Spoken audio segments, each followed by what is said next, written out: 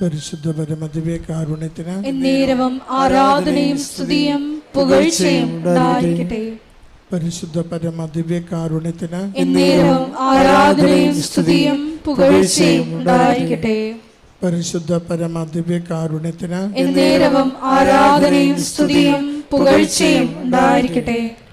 അമ്മേ പരിശുദ്ധയമ്മേ, അമ്മേ പരിശുദ്ധ അമ്മേ, ദൈവമാതാവേ, ദൈവമാതാവേ, കൃപാസനത്തിലൂടെ ഞങ്ങൾക്കും ഞങ്ങളുടെ ദേശത്തിനും അമ്മ മാധ്യസ്ഥം തേടിത്തന്ന എല്ലാ അനുഗ്രഹങ്ങൾക്കും കൃപകൾക്കും ഞങ്ങളിപ്പോൾ ഹൃദയം നിറഞ്ഞ നന്ദി പറയുന്നു. ഒരുമിച്ച് സ്തുതിക്കാം. ഹല്ലേലൂയ, ഹല്ലേലൂയ, ഹല്ലേലൂയ, മഹത്വം കർത്താവേ, കർത്താവേ, സ്തുതി, ആരാധന, മഹത്വം കർത്താവേ, എല്ലാ നന്മകൾക്ക് നന്ദി കർത്താവേ, അനുഗ്രഹങ്ങൾക്ക് നന്ദി കർത്താവേ, കൃപകൾക്ക് നന്ദി കർത്താവേ, സ്തുതി, ആരാധന, ആരാധന, മഹത്വം, മഹത്വം.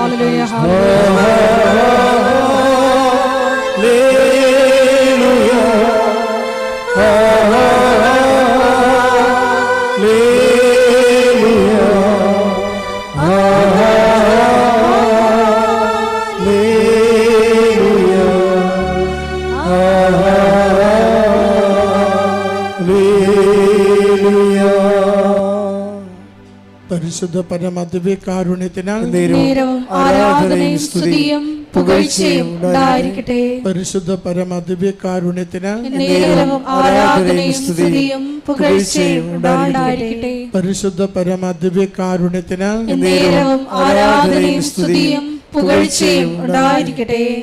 അമ്മേ പരിശുദ്ധയമ്മേ, അമ്മേ പരിശുദ്ധ അമ്മേ, ദൈവമാതാവേ, 2004 ഡിസംബർ 7-ാം തീയതി ഉച്ചകഴിഞ്ഞ് 2:30 കൃപാസനത്തിൽ സംഭവിച്ച അമ്മയുടെ പ്രത്യക്ഷപ്പെടലിനെ കുറിച്ച് തിരുസഭയ്ക്ക് സമർപ്പിച്ചിരിക്കുന്ന പഠനരേഖകളുടെ വസ്തുനിഷ്ഠവും ദൈവശാസ്ത്ര വിധിപ്രകാരമുള്ളതുമായ അന്വേഷണ പഠനങ്ങൾ നടത്തി ആ പ്രത്യക്ഷപ്പെടലിലൂടെ പ്രകടമായ ദൈവമാതാവിന്റെ പ്രത്യേക കരുതലും സംരക്ഷണവും വെളിപ്പെടുത്തുന്ന പീഡിതരുടെ ആശ്വാസവും പ്രവാചകന്മാരുടെ രാജ്ഞിയും വാഗ്ദാനത്തിന്റെ പേടകവും പ്രപഞ്ച പ്രകൃതിയുടെ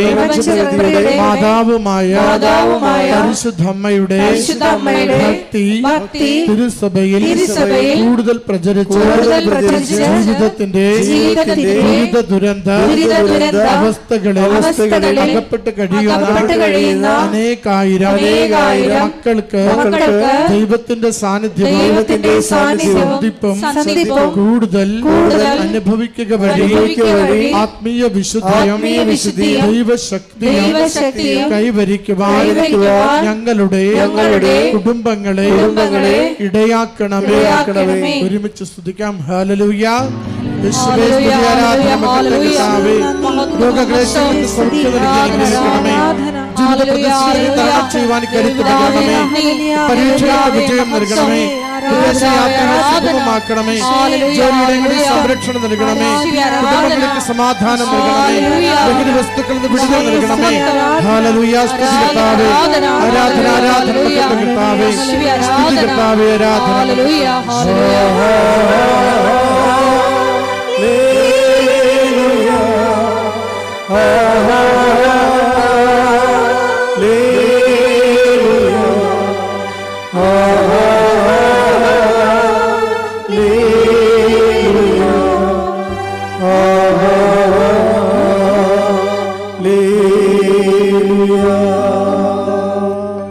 പരിശുദ്ധ പരമദിവ്യകാരുണ്യത്തിന് ആരാധനയും സ്തുതിയും പുകഴ്ചയും ഉണ്ടായിരിക്കട്ടെ. അമ്മേ പരിശുദ്ധയമ്മേ, അമ്മേ പരിശുദ്ധ അമ്മേ, ലോകങ്ങളുടെ രാജ്ഞിയായ അങ്ങയ്ക്ക് ഭൗമ സംരക്ഷണത്തിനായി പ്രപഞ്ച പ്രകൃതിയെ തിരുസഭ പ്രതിഷ്ഠിക്കുവാൻ ഈ പ്രത്യക്ഷീകരണം ഇടയാക്കണമേ. പരിശുദ്ധമേ, ജപമാല മാതാവേ, സകല കൃപാസന പ്രാർത്ഥനകളോടും ചേർത്ത് ഞങ്ങളിപ്പോൾ പ്രാർത്ഥിക്കുന്ന ഈ സമൂഹത്തിന്റെ പ്രത്യേക നിയോഗം നമ്മുടെ എല്ലാ നിയോഗങ്ങളെയും കൃപാസന മാതാവിന്റെ സംരക്ഷണയിൽ ഈശോയുടെ ദിവ്യകാരുണ്യ സന്നിധിയിൽ സമർപ്പിക്കാം. വിപി ജോസഫ് അച്ഛൻ്റെ മിഷൻ നിയോഗങ്ങൾക്ക് വേണ്ടിയും നമുക്ക് പ്രത്യേകമാം വിധം പ്രാർത്ഥിക്കാം.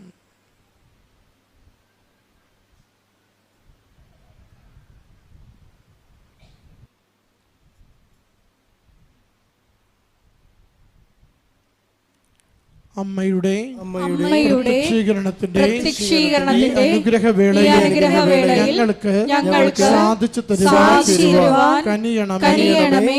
ആമേൻ. നമുക്ക് ഒരുമിച്ച് സ്തുതിക്കാം. ഹല്ലേലൂയ. യേശുവേ, സ്തുതി, ആരാധന, മഹത്വം കർത്താവേ. ധ്യാനത്തിലൂടെ അവിടുന്ന് സന്ദേശം നൽകി ഞങ്ങളെ സഹായിക്കണമേ. ഞങ്ങളുടെ ജീവിതങ്ങളെ അവിടുന്ന് സംരക്ഷിക്കണമേ. ക്ലേശ ദുരിതങ്ങളെ മാറ്റിത്തരണമേ. ജോസഫ് അച്ഛനിലൂടെ ഞങ്ങളുടെ ജീവിതത്തെ സ്പർശിക്കുന്ന വചന സന്ദേശത്താൽ ഞങ്ങളെ നിറയ്ക്കണമേ. അമ്മ മാതാവിന്റെ ദിവ്യ സാന്നിധ്യം അനുഭവിക്കുവാൻ ഞങ്ങളെ സഹായിക്കണമേ. ഉടമ്പടിയുടെ നിയോഗങ്ങളെ വേഗത്തില് പരിഹരിച്ചു തരുവാൻ ഈശോയെ ഈ നാളുകളിൽ, ഈ മണിക്കൂറിൽ ഞങ്ങളെ പ്രത്യേകമാവിധം അവിടുന്ന് അനുഗ്രഹിച്ച് സഹായിക്കണമേ. ഹല്ലേലൂയ. സ്തുതി കർത്താവേ. ആരാധന, മഹത്വം, മഹത്വം, മഹത്വം കർത്താവേ. സ്തുതി, ആരാധന, മഹത്വം. അപ്പോസ്തലർ ആരാധിച്ചൊരു പരിശുദ്ധാത്മാവേ, വിശ്വാസത്താൽ അങ്ങേ ഞങ്ങൾ ആരാധിക്കുന്നു. അപ്പോസ്തലർ ആരാധിച്ചൊരു പരിശുദ്ധാത്മാവേ, വിശ്വാസത്താൽ അങ്ങേ ഞങ്ങൾ ആരാധിക്കുന്നു.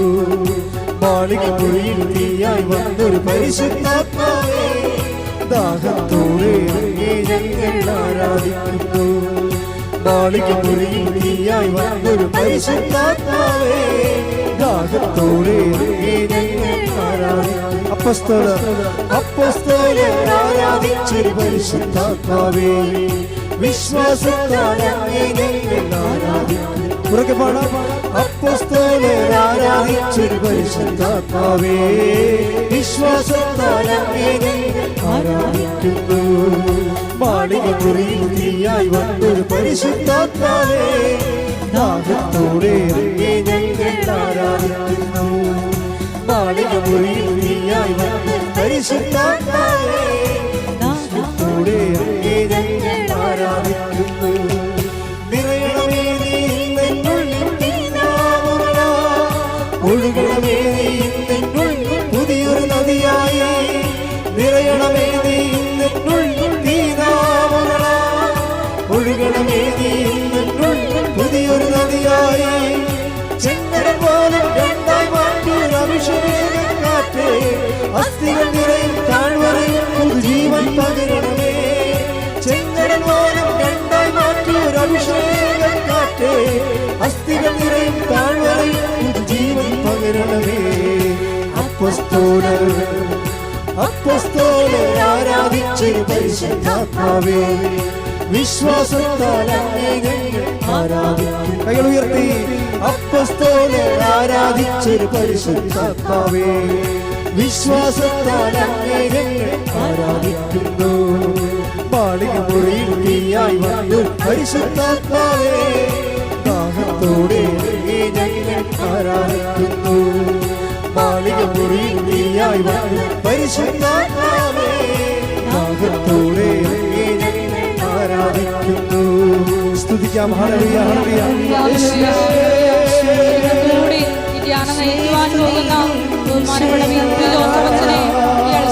സമർപ്പിച്ച് പ്രാർത്ഥിക്കാം.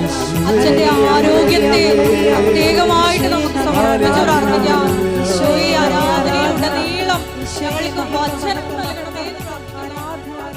പരിശുദ്ധ പരമദിവ്യകാരുണ്യത്തിന് നേരവും ആരാധനയും സ്തുതിയും പുകഴ്ചയും ഉണ്ടായിരിക്കട്ടെ. പരിശുദ്ധ പരമദിവ്യകാരുണ്യത്തിന് എന്നേരവും ആരാധനയും സ്തുതിയും പുകഴ്ചയും ഉണ്ടായിരിക്കട്ടെ. പരിശുദ്ധ പരമദിവ്യകാരുണ്യത്തിന് എന്നേരവും ആരാധനയും സ്തുതിയും പുകഴ്ചയും ഉണ്ടായിരിക്കട്ടെ.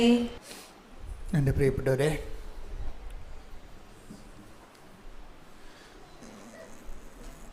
ഈ ദിവസങ്ങളിൽ നടന്ന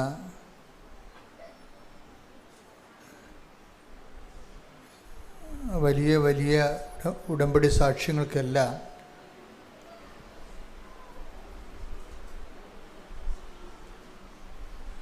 ഒരു കോമൺ ഫീച്ചറുണ്ട്.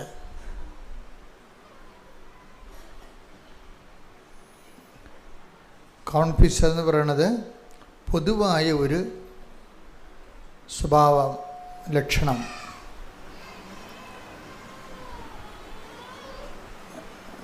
അതായത് എന്താണ് ഈ പൊതുവായ ലക്ഷണം? ഈ ഒരു 4-5 സാക്ഷ്യങ്ങൾ, 4-5 ദിവസങ്ങളിലുള്ള സാക്ഷ്യങ്ങൾ ഒരുമിച്ച് കൂട്ടി പരിശോധിച്ചപ്പോഴാണ് എനിക്കത് മനസ്സിലായത്.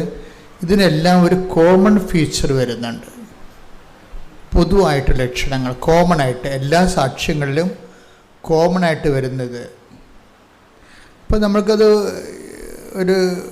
ഒരു സാക്ഷ്യങ്ങളിങ്ങനെ റെക്കർ ചെയ്ത് ഒരേ സെയിം കാര്യം തന്നെ വരുന്നുണ്ടെങ്കിൽ എനിക്ക് തോന്നുന്നത് നമുക്കത് ജനറലൈസ് ചെയ്യാൻ പറ്റുമെന്നാണ് തോന്നുന്നത്. ജനറലൈസ് ചെയ്തെന്ന് വെച്ച് കഴിഞ്ഞാൽ പൊതുവായിട്ട് ആപ്ലിക്കേറ്റ് ചെയ്യാൻ പറ്റും. അതിൻ്റെ പൊതു സ്വഭാവമാണ്. അങ്ങനെ പൊതുവായിട്ട് നമുക്ക് ആപ്ലിക്കേറ്റ് ചെയ്യാൻ പറ്റുന്ന കോമൺ ഫീച്ചേഴ്സുള്ള ഒരു 3-4 സാക്ഷ്യങ്ങൾ. ആ കോമൺ ഫീച്ചർ എന്ന് പറയുന്നത് കമ്മ്യൂണിക്കേഷനാണ്.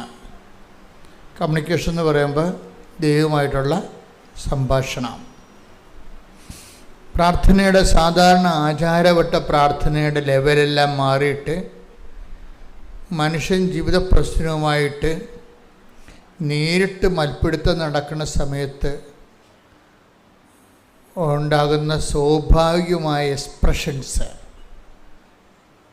സ്പോണ്ടേനിയസ് എക്സ്പ്രഷൻസ്, അതിലൂടെ ഇവർ ദൈവതിരുസന്നിധിയിൽ സംവേദിക്കാൻ ഉദ്ദേശിക്കുന്ന അവരുടെ മനസ്സിൻ്റെ അവസ്ഥകൾ, അതിന് കമ്മ്യൂണിക്കേഷൻ എന്ന് ഞാൻ ഉദ്ദേശിച്ചത്. നമ്മൾ സാധാരണ ആൾക്കാരോട് സംസാരിക്കുന്ന പോലെ ദൈവത്തോട് സംസാരിക്കാൻ കഴിയുക. അത് ഈ ഉടമ്പടിയിൽ കുറച്ച് കൂടുതലാണ്. എല്ലാ മേഖലകളിലും ഉണ്ടത്.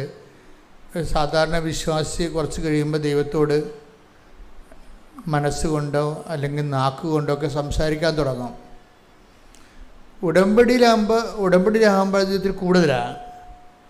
കാര്യം എന്താണെന്ന് വെച്ച് കഴിഞ്ഞാൽ ഉടമ്പടിയിൽ ഉള്ളതെല്ലാം അതിൻ്റെ ഫോർമുല കറക്റ്റായിട്ട് പാലിച്ചു കഴിയുമ്പോൾ ഓട്ടോമാറ്റിക്കായിട്ട് നമ്മൾ ദൈവത്തോട് സംവദിക്കാൻ പറ്റിയ കപ്പാസിറ്റിയിൽ വളരും. സ്നേഹത്തിൽ അങ്ങനെ വളരും. കാര്യം നമ്മൾ ചെയ്യുന്ന പ്രേക്ഷിത പ്രവർത്തനങ്ങൾ,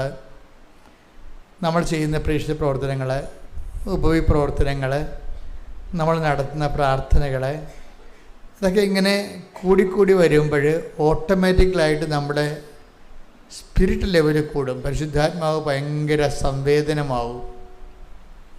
നമ്മളറിയാതെ തന്നെ സംഭവിക്കുന്നതാണ്. ഇപ്പോൾ കുറേ ആൾക്കാർ മഴയൊക്കെ കൊണ്ട് പത്രം കൊടുക്കത്തില്ലേ?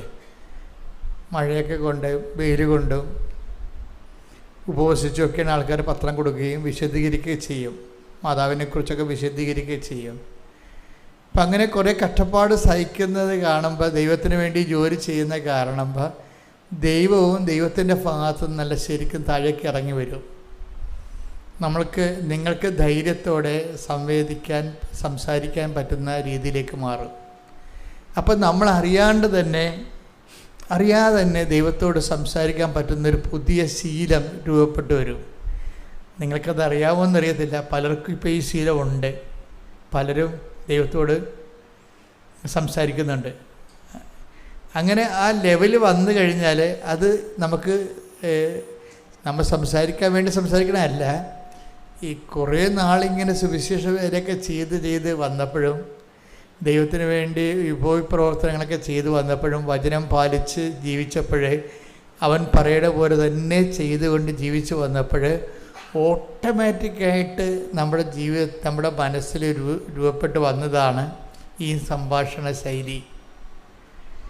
നമ്മൾക്ക് ഇൻറ്റിമസി, അത് സംഭാഷണം എങ്ങനെ വരണതാണത്? ദൈവമായിട്ട് നമ്മളെ ഇൻറ്റിമസിയിലേക്ക് നമ്മളെ വളർത്തുന്നു എന്നതിൻ്റെ സൂചനയാണത്.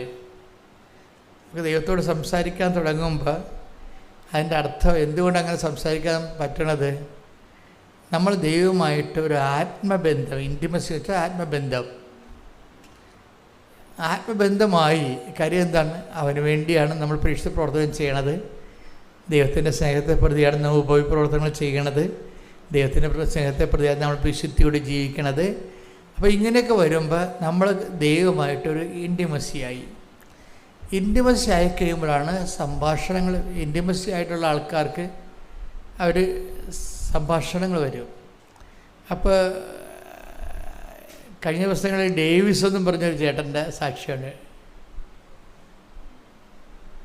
ഡേവിസ് ചേട്ടൻ്റെ സാക്ഷി എന്ന് പറയുന്നത്, ഡേവിസ് ചേട്ടൻ്റെ വൈഫിന്, തൃശ്ശൂരാണ്, ഡേവിസ് ചേട്ടൻ്റെ വൈഫിന് ക്യാൻസറാണ്, 3rd സ്റ്റേജാണ്. സാക്ഷി കിട്ടിയിട്ടുണ്ട്, ഞാൻ നിങ്ങൾക്ക് നോക്കിയാൽ മനസ്സിലാവും. ഞാനീ പറയുന്ന സാക്ഷിനൊക്കെ നിങ്ങൾ ഒന്നുകൂടി നോക്കണം കേട്ടോ. ഞാൻ പറയുന്ന ആംഗിളിൽ നോക്കണം, അത് വേറൊരു കാഴ്ചയാണ്. അപ്പോൾ ഡേവിസ് ചേട്ടന് ബയോപ്സിയൊക്കെ എടുത്തു. ക്യാൻസറിൻ്റെ ഒത്തിരിയേറെ ശ്വാസകോശത്തിൽ ക്യാൻസറാണ്. അപ്പോൾ ഇനി ട്രീറ്റ്മെൻറ്റിന് ചെല്ലണം. ട്രീറ്റ്മെൻറ്റിന് ചെല്ലണത് മുമ്പ് അവർ പറഞ്ഞ് വീട്ടിലോട്ട് വിട്ടിരിക്കുകയാണ്, പാകപ്പെട്ടിട്ട് വരാൻ വേണ്ടി.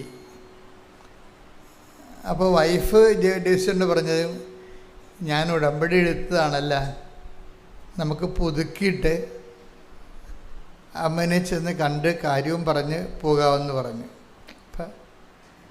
അപ്പം അവർ പറഞ്ഞത്, അമ്മയെ ചെന്ന് കണ്ടിട്ട് ഞാനിങ്ങനെ ട്രീറ്റ്മെൻറ്റിന് പോവുകയാണെന്നുള്ളത് പറഞ്ഞിട്ട് പോകാമെന്ന് പറയും. അപ്പോൾ നമ്മൾക്ക് ഉണ്ടാകുന്നൊരു ഗുണം അതാണ്. പറഞ്ഞിട്ട് പോവുക എന്ന് പറഞ്ഞാൽ നമ്മളെ സംബന്ധിച്ചിടത്തോളം വലിയ ആശ്വാസമാണ്. കാര്യം സാധാരണ മനുഷ്യന്മാരോട് പറഞ്ഞ പോലെ അല്ലല്ലോ. അപ്പം അതുകൊണ്ട് പറഞ്ഞിട്ട് പോരാം. പക്ഷേ ഡേവിസേട്ടൻ പറയണത്, നിന്നെ എങ്ങനെ കൊണ്ടുപോകും? കാര്യം ശ്വാസം കിട്ടണില്ല, ശരിക്കും ആളിന് നിൽക്കാൻ പറ്റണില്ല, പിന്നെ ഇങ്ങനെ നടക്കണത്, ആളിന് നിൽക്കാൻ പറ്റണില്ല, പിന്നെ ഇങ്ങനെ നടക്കണത്. അപ്പം എങ്കിലും ആ മനുഷ്യൻ ഒരു നല്ല മനുഷ്യനാണ് കേട്ടോ. അയാൾ പറഞ്ഞ് ശരി ഞാൻ കൊണ്ടുപോകാമെന്ന് പറഞ്ഞ്. അപ്പോൾ അയാൾ പറയണേ, ഞാനിവിടെ ഒരു കണക്കിന് ആളെ താങ്ങിപ്പിടിച്ച് ഇവിടെ ബസ്സിലാണെങ്കിൽ ഇവിടെ കൊണ്ടുവന്ന് അപ്പുറത്ത് ഇറക്കി കഴിഞ്ഞപ്പോൾ ഒരു ചുവട് വിളക്കി ഇങ്ങോട്ട് വരാൻ പറ്റണില്ല. അവിടെ തളർന്നിരിക്കണ അവസ്ഥയായി, പറ്റണില്ല, അത്രയും ആപത്ത് പോയി. അപ്പോൾ ആ മനുഷ്യൻ എന്ത് ചെയ്തു? അമ്മയുടെ മുമ്പിൽ വന്നല്ലോ എന്ന് പറഞ്ഞുള്ള എടുത്ത് എന്നതുപോലെ ഈ മനുഷ്യൻ വിയർത്തൊലിച്ച് ആളെ കൊണ്ടുവന്ന് ഇവിടെ അമ്മയുടെ മുമ്പിൽ നിർത്തിയിട്ട് അമ്മയോട് ചോദിക്കുമോ, ഞങ്ങളുടെ അവസ്ഥ കണ്ട എന്ന് ചോദിക്കൂ. അതാണ് ഇൻറ്റിമസി എന്ന് പറയുന്നത്. അതാണ് ഇൻറ്റിമസി എന്ന് പറയുന്നത്. ഞങ്ങളുടെ അവസ്ഥ കണ്ട എന്ന് പറയുമ്പോൾ ഈ മനുഷ്യൻ കരഞ്ഞു പോകും. ആത്മാർത്ഥതയോടെ അദ്ദേഹം വന്ന് മാതാവിൻ്റെ അടുത്ത് നിൽക്കുകയാണ്.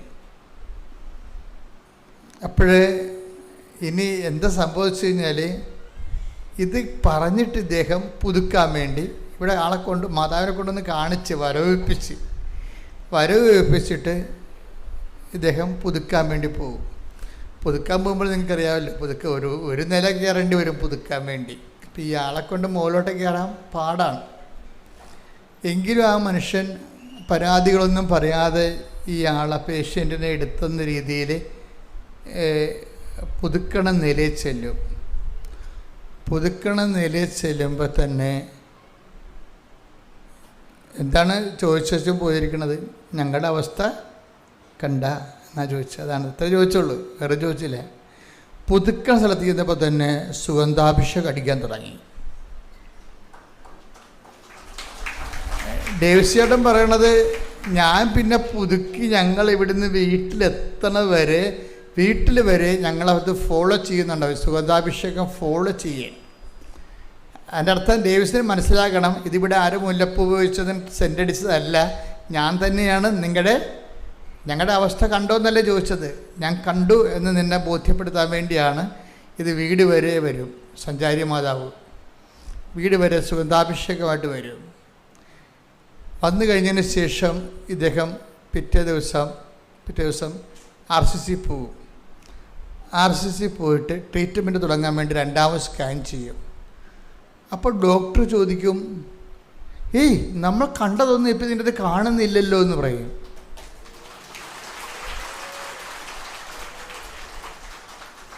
അപ്പോൾ ഡേവിസ്യറിനോട് അവർ ചോദിക്കുക, നിങ്ങൾ എന്ത് ചെയ്തു? ഞങ്ങൾ കൃപാസന അമ്മയെ കാണാൻ പോയി.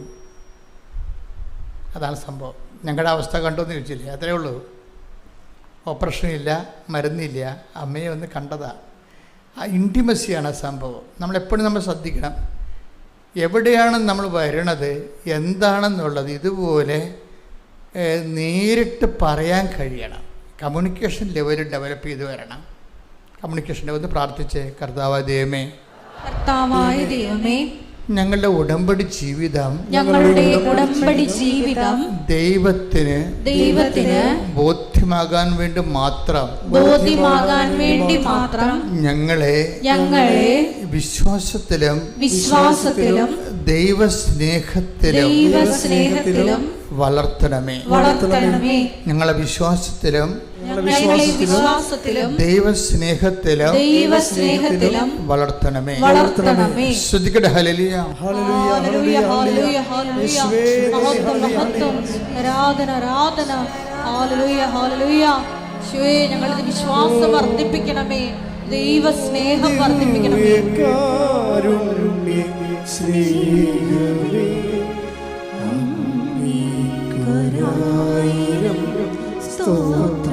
ഒരുമിച്ച് പാടുക.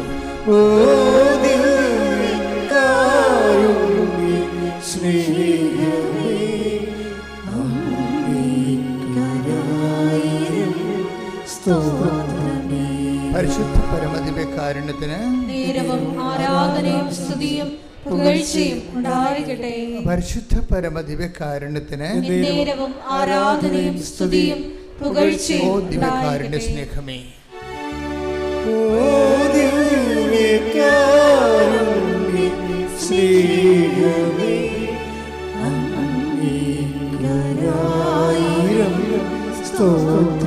കൈകൾ കർത്താവിന്റെ നേരെ നോക്കിക്കൊണ്ട്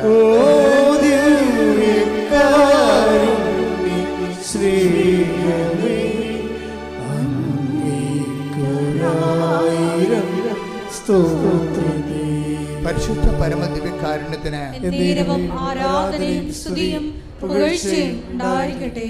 പരിശുദ്ധ പരമദിവ്യകാരുണ്യത്തിന് ആരാധനയും സ്തുതിയും പുകഴ്ചയും ദിവ്യകാരുണ്യ സ്നേഹമേ.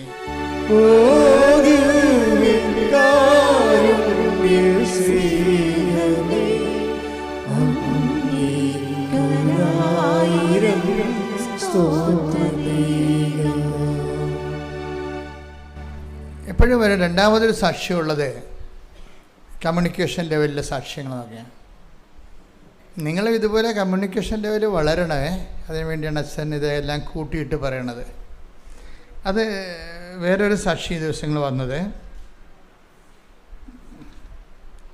ബൈജൂസ് പറഞ്ഞൊരു സാക്ഷിയുണ്ട്. ബൈജൂസ് പൊൻകുന്നത്തുകാരനാണ്.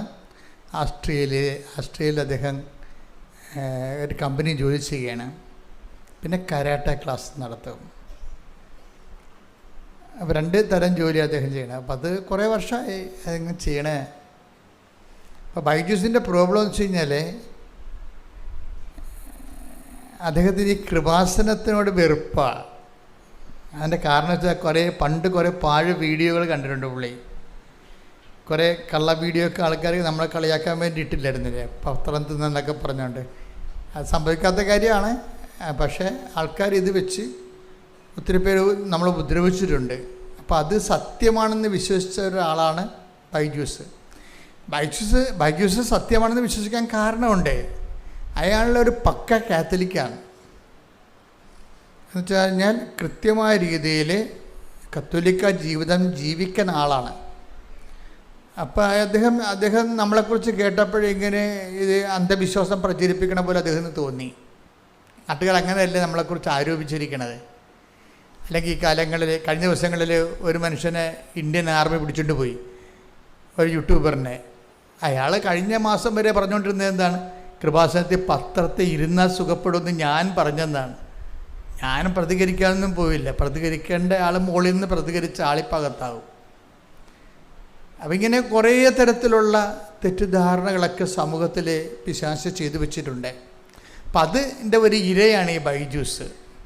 എൻ്റെ ഇര ഈ മനുഷ്യൻ്റെ ഉള്ളിൽ നിന്ന് നമുക്കറിയാമല്ലോ, വിശ്വാസം എടുത്തു കളയാൻ വേണ്ടി എപ്പോഴും ശത്രു പണികൾ ചെയ്തുകൊണ്ടിരിക്കും അല്ലേ? പ്രഭു നല്ല വിത്തല്ലേ നീ വിതച്ചത്, പിന്നെ കളകൾ എങ്ങനെ? മത്തായി 13:27-28 തിരുവചനങ്ങൾ. മത്തായിയുടെ സുവിശേഷം 13-ാം അധ്യായം 27-28 വാക്യങ്ങൾ. വേലക്കാർ ചെന്ന് വീട്ടുടമസ്ഥനോട് ചോദിച്ചു, യജമാനനെ, നീ വയലിൽ നല്ല വിത്തല്ലേ വിതച്ചത്, പിന്നെ കളകളുണ്ടായത് എവിടെ നിന്ന്? അവൻ പറഞ്ഞു, ശത്രുവാണ് ഇത് ചെയ്തത്. അപ്പൊ നമ്മൾ എത്ര നല്ല വിത്ത് വിതച്ചാലും ശത്രു അവന്റെ ജോലി ചെയ്യും. ഇപ്പം കൃപാസനത്തെക്കുറിച്ച് ഒത്തിരിയേറെ തെറ്റിദ്ധാരണകൾ സമൂഹത്തിൽ ഓൾറെഡി കിടക്കുന്നുണ്ട്. ശത്രു ചെയ്ത പരിപാടിയാണ്. അതെന്തുകൊണ്ടാണ് കൃപാസനത്തിൽ മാത്രം ഇങ്ങനെ, കൃപാസനത്തെക്കുറിച്ച് മാത്രം എന്തുകൊണ്ടാണ് ഇത്രയും വിമർശിക്കപ്പെടുന്നത് എന്തുകൊണ്ടാണ്? അതുകൊണ്ട് നിങ്ങൾക്ക് മനസ്സിലാകാം, സാത്താൻ വളരെയേറെ ശ്രദ്ധയോടുകൂടിയാണ് കൃപാസനത്തെ ശ്രദ്ധിക്കണത്.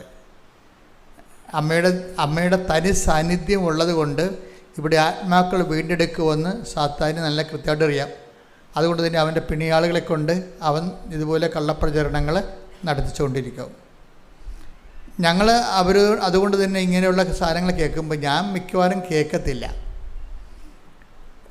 എന്താ കാരണം വെച്ചാൽ കേൾക്കണതുകൊണ്ട് വലിയ പ്രത്യേകിച്ച് കാര്യമൊന്നുമില്ല. അതുകൊണ്ടാണ് ഒരു കാര്യമില്ല. കാര്യം നമ്മുടെ സുവിശേഷ വേലയായിട്ട് മുന്നോട്ട് പോകും. എന്തുകൊണ്ടാണ് കേൾക്കണത് വലിയ കാര്യമില്ലെന്ന് പറയാൻ കാര്യം വെച്ച് കഴിഞ്ഞാൽ, നമ്മൾ ചെയ്യേണ്ട ഇത്രയേ ഉള്ളൂ. നമ്മൾ യുദാസിനെ കർത്താവ് അപ്പം മുക്കി കൊടുത്ത്, എന്നിട്ട് എന്താ പറഞ്ഞത്? മനുഷ്യപുത്രൻ എഴുതപ്പെട്ടിരിക്കുന്ന പോലെ കടന്നു പോകും, നീ ചെയ്യാനുള്ളത് വേഗം ചെയ്യുക. അതാണ് നിലപാടതാണ്. Take the bed of God. ശ്രുതിക്കട്ടെ ഹല്ലേലൂയ, ഹല്ലേലൂയ, ഹല്ലേലൂയ, ഹല്ലേലൂയ. യോഹന്നാൻ 13:27. അപ്പക്കഷ്ണം സ്വീകരിച്ചതിനെ തുടർന്ന് സാത്താൻ അവനിൽ പ്രവേശിച്ചു.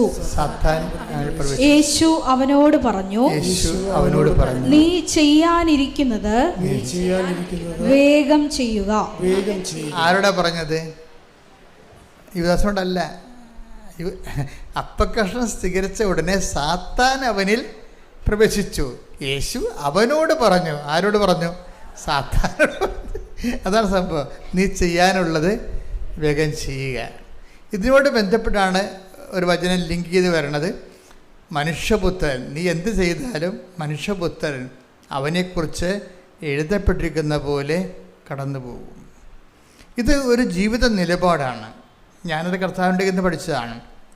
എന്നുവെച്ചാൽ നമ്മളെക്കുറിച്ച് ആക്ഷേപങ്ങൾ, ഇപ്പം നിങ്ങൾക്ക് ഏഷണി, വൈരാഗ്യം, നിങ്ങളുടെ ജോലി മുടക്കുക, കല്യാണം മുടക്കുക, അല്ലേ, നിങ്ങളുടെ താത്തി കിട്ടുക, ഗ്രൂപ്പിസമായിട്ട് നിങ്ങളെ ഒഴിവാക്കുക, ഇങ്ങനെ ഒത്തിരി അഭ്യാസങ്ങൾ കുടുംബങ്ങളിലും നിങ്ങൾ ജോലി ചെയ്യുന്ന സ്ഥലങ്ങളിലും സ്കൂളിലും എല്ലായിടത്തും നടക്കും.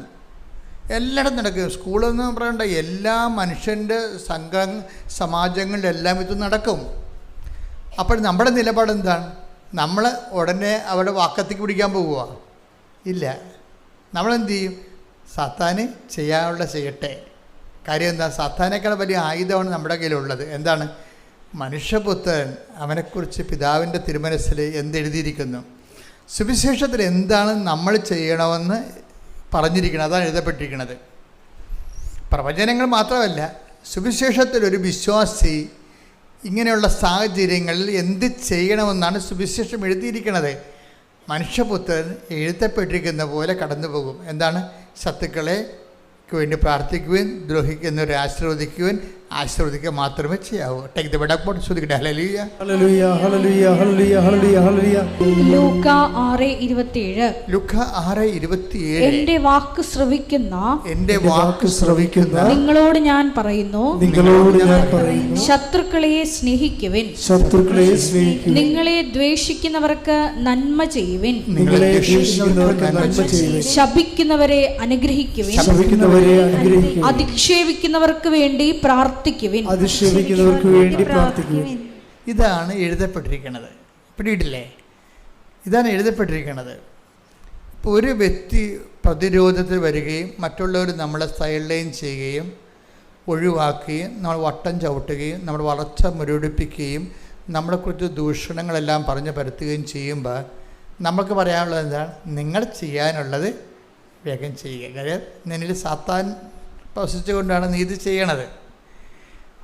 അപ്പം നമ്മളെന്താ ചെയ്യേണ്ടത്? മനുഷ്യപുത്രൻ എഴുതപ്പെട്ടിരിക്കുന്നത് ഇങ്ങനെയുള്ള സിറ്റുവേഷനിൽ നമ്മൾ എന്ത് ചെയ്യണമെന്നാണ് വചനത്തിൽ എഴുതിയിരിക്കുന്നത്. അതാണ് സംഭവം. അല്ലെ, യേശുക്രിസ്തുവിനെക്കുറിച്ച് പറഞ്ഞ പ്രവചനങ്ങളെക്കാൾ ഉപരി ഇങ്ങനെയുള്ള സിറ്റുവേഷൻസ് വരുമ്പോൾ ഇങ്ങനെയുള്ള സാഹചര്യത്തിൽ എന്താണ് ചെയ്യണമെന്നാണ് അവൻ പറയണ പോലെ ചെയ്യുകയല്ല ഉടമ്പടി. അല്ലേ? അവൻ പറയണ പോലെ ചെയ്യുന്നതാണല്ല, ചെയ്തോളാമെന്നാണല്ലോ നമ്മൾ ഉടമ്പടി പറയണത്. അപ്പോൾ ഇങ്ങനെയുള്ള സാഹചര്യം വരുമ്പോൾ ചിലപ്പോൾ നാത്തൂനാകാം, ചിലപ്പോൾ ഹെഡ് മാസ്റ്ററാകാം, ചിലപ്പോൾ യൂണിയൻകാരാകാം, ചിലപ്പോൾ അയൽവാസികളാകാം. ഇങ്ങനെ ഉടമ്പടി ജീവിതത്തിന് ഒത്തിരിയേറെ ആൻറ്റിവൈറസുകളുണ്ടാവും. ഇപ്പം നമ്മളും അവരെപ്പോലെ ഒരു വൈറസായിരിക്കുന്ന സമയത്ത് നമുക്കത് പ്രശ്നമല്ല.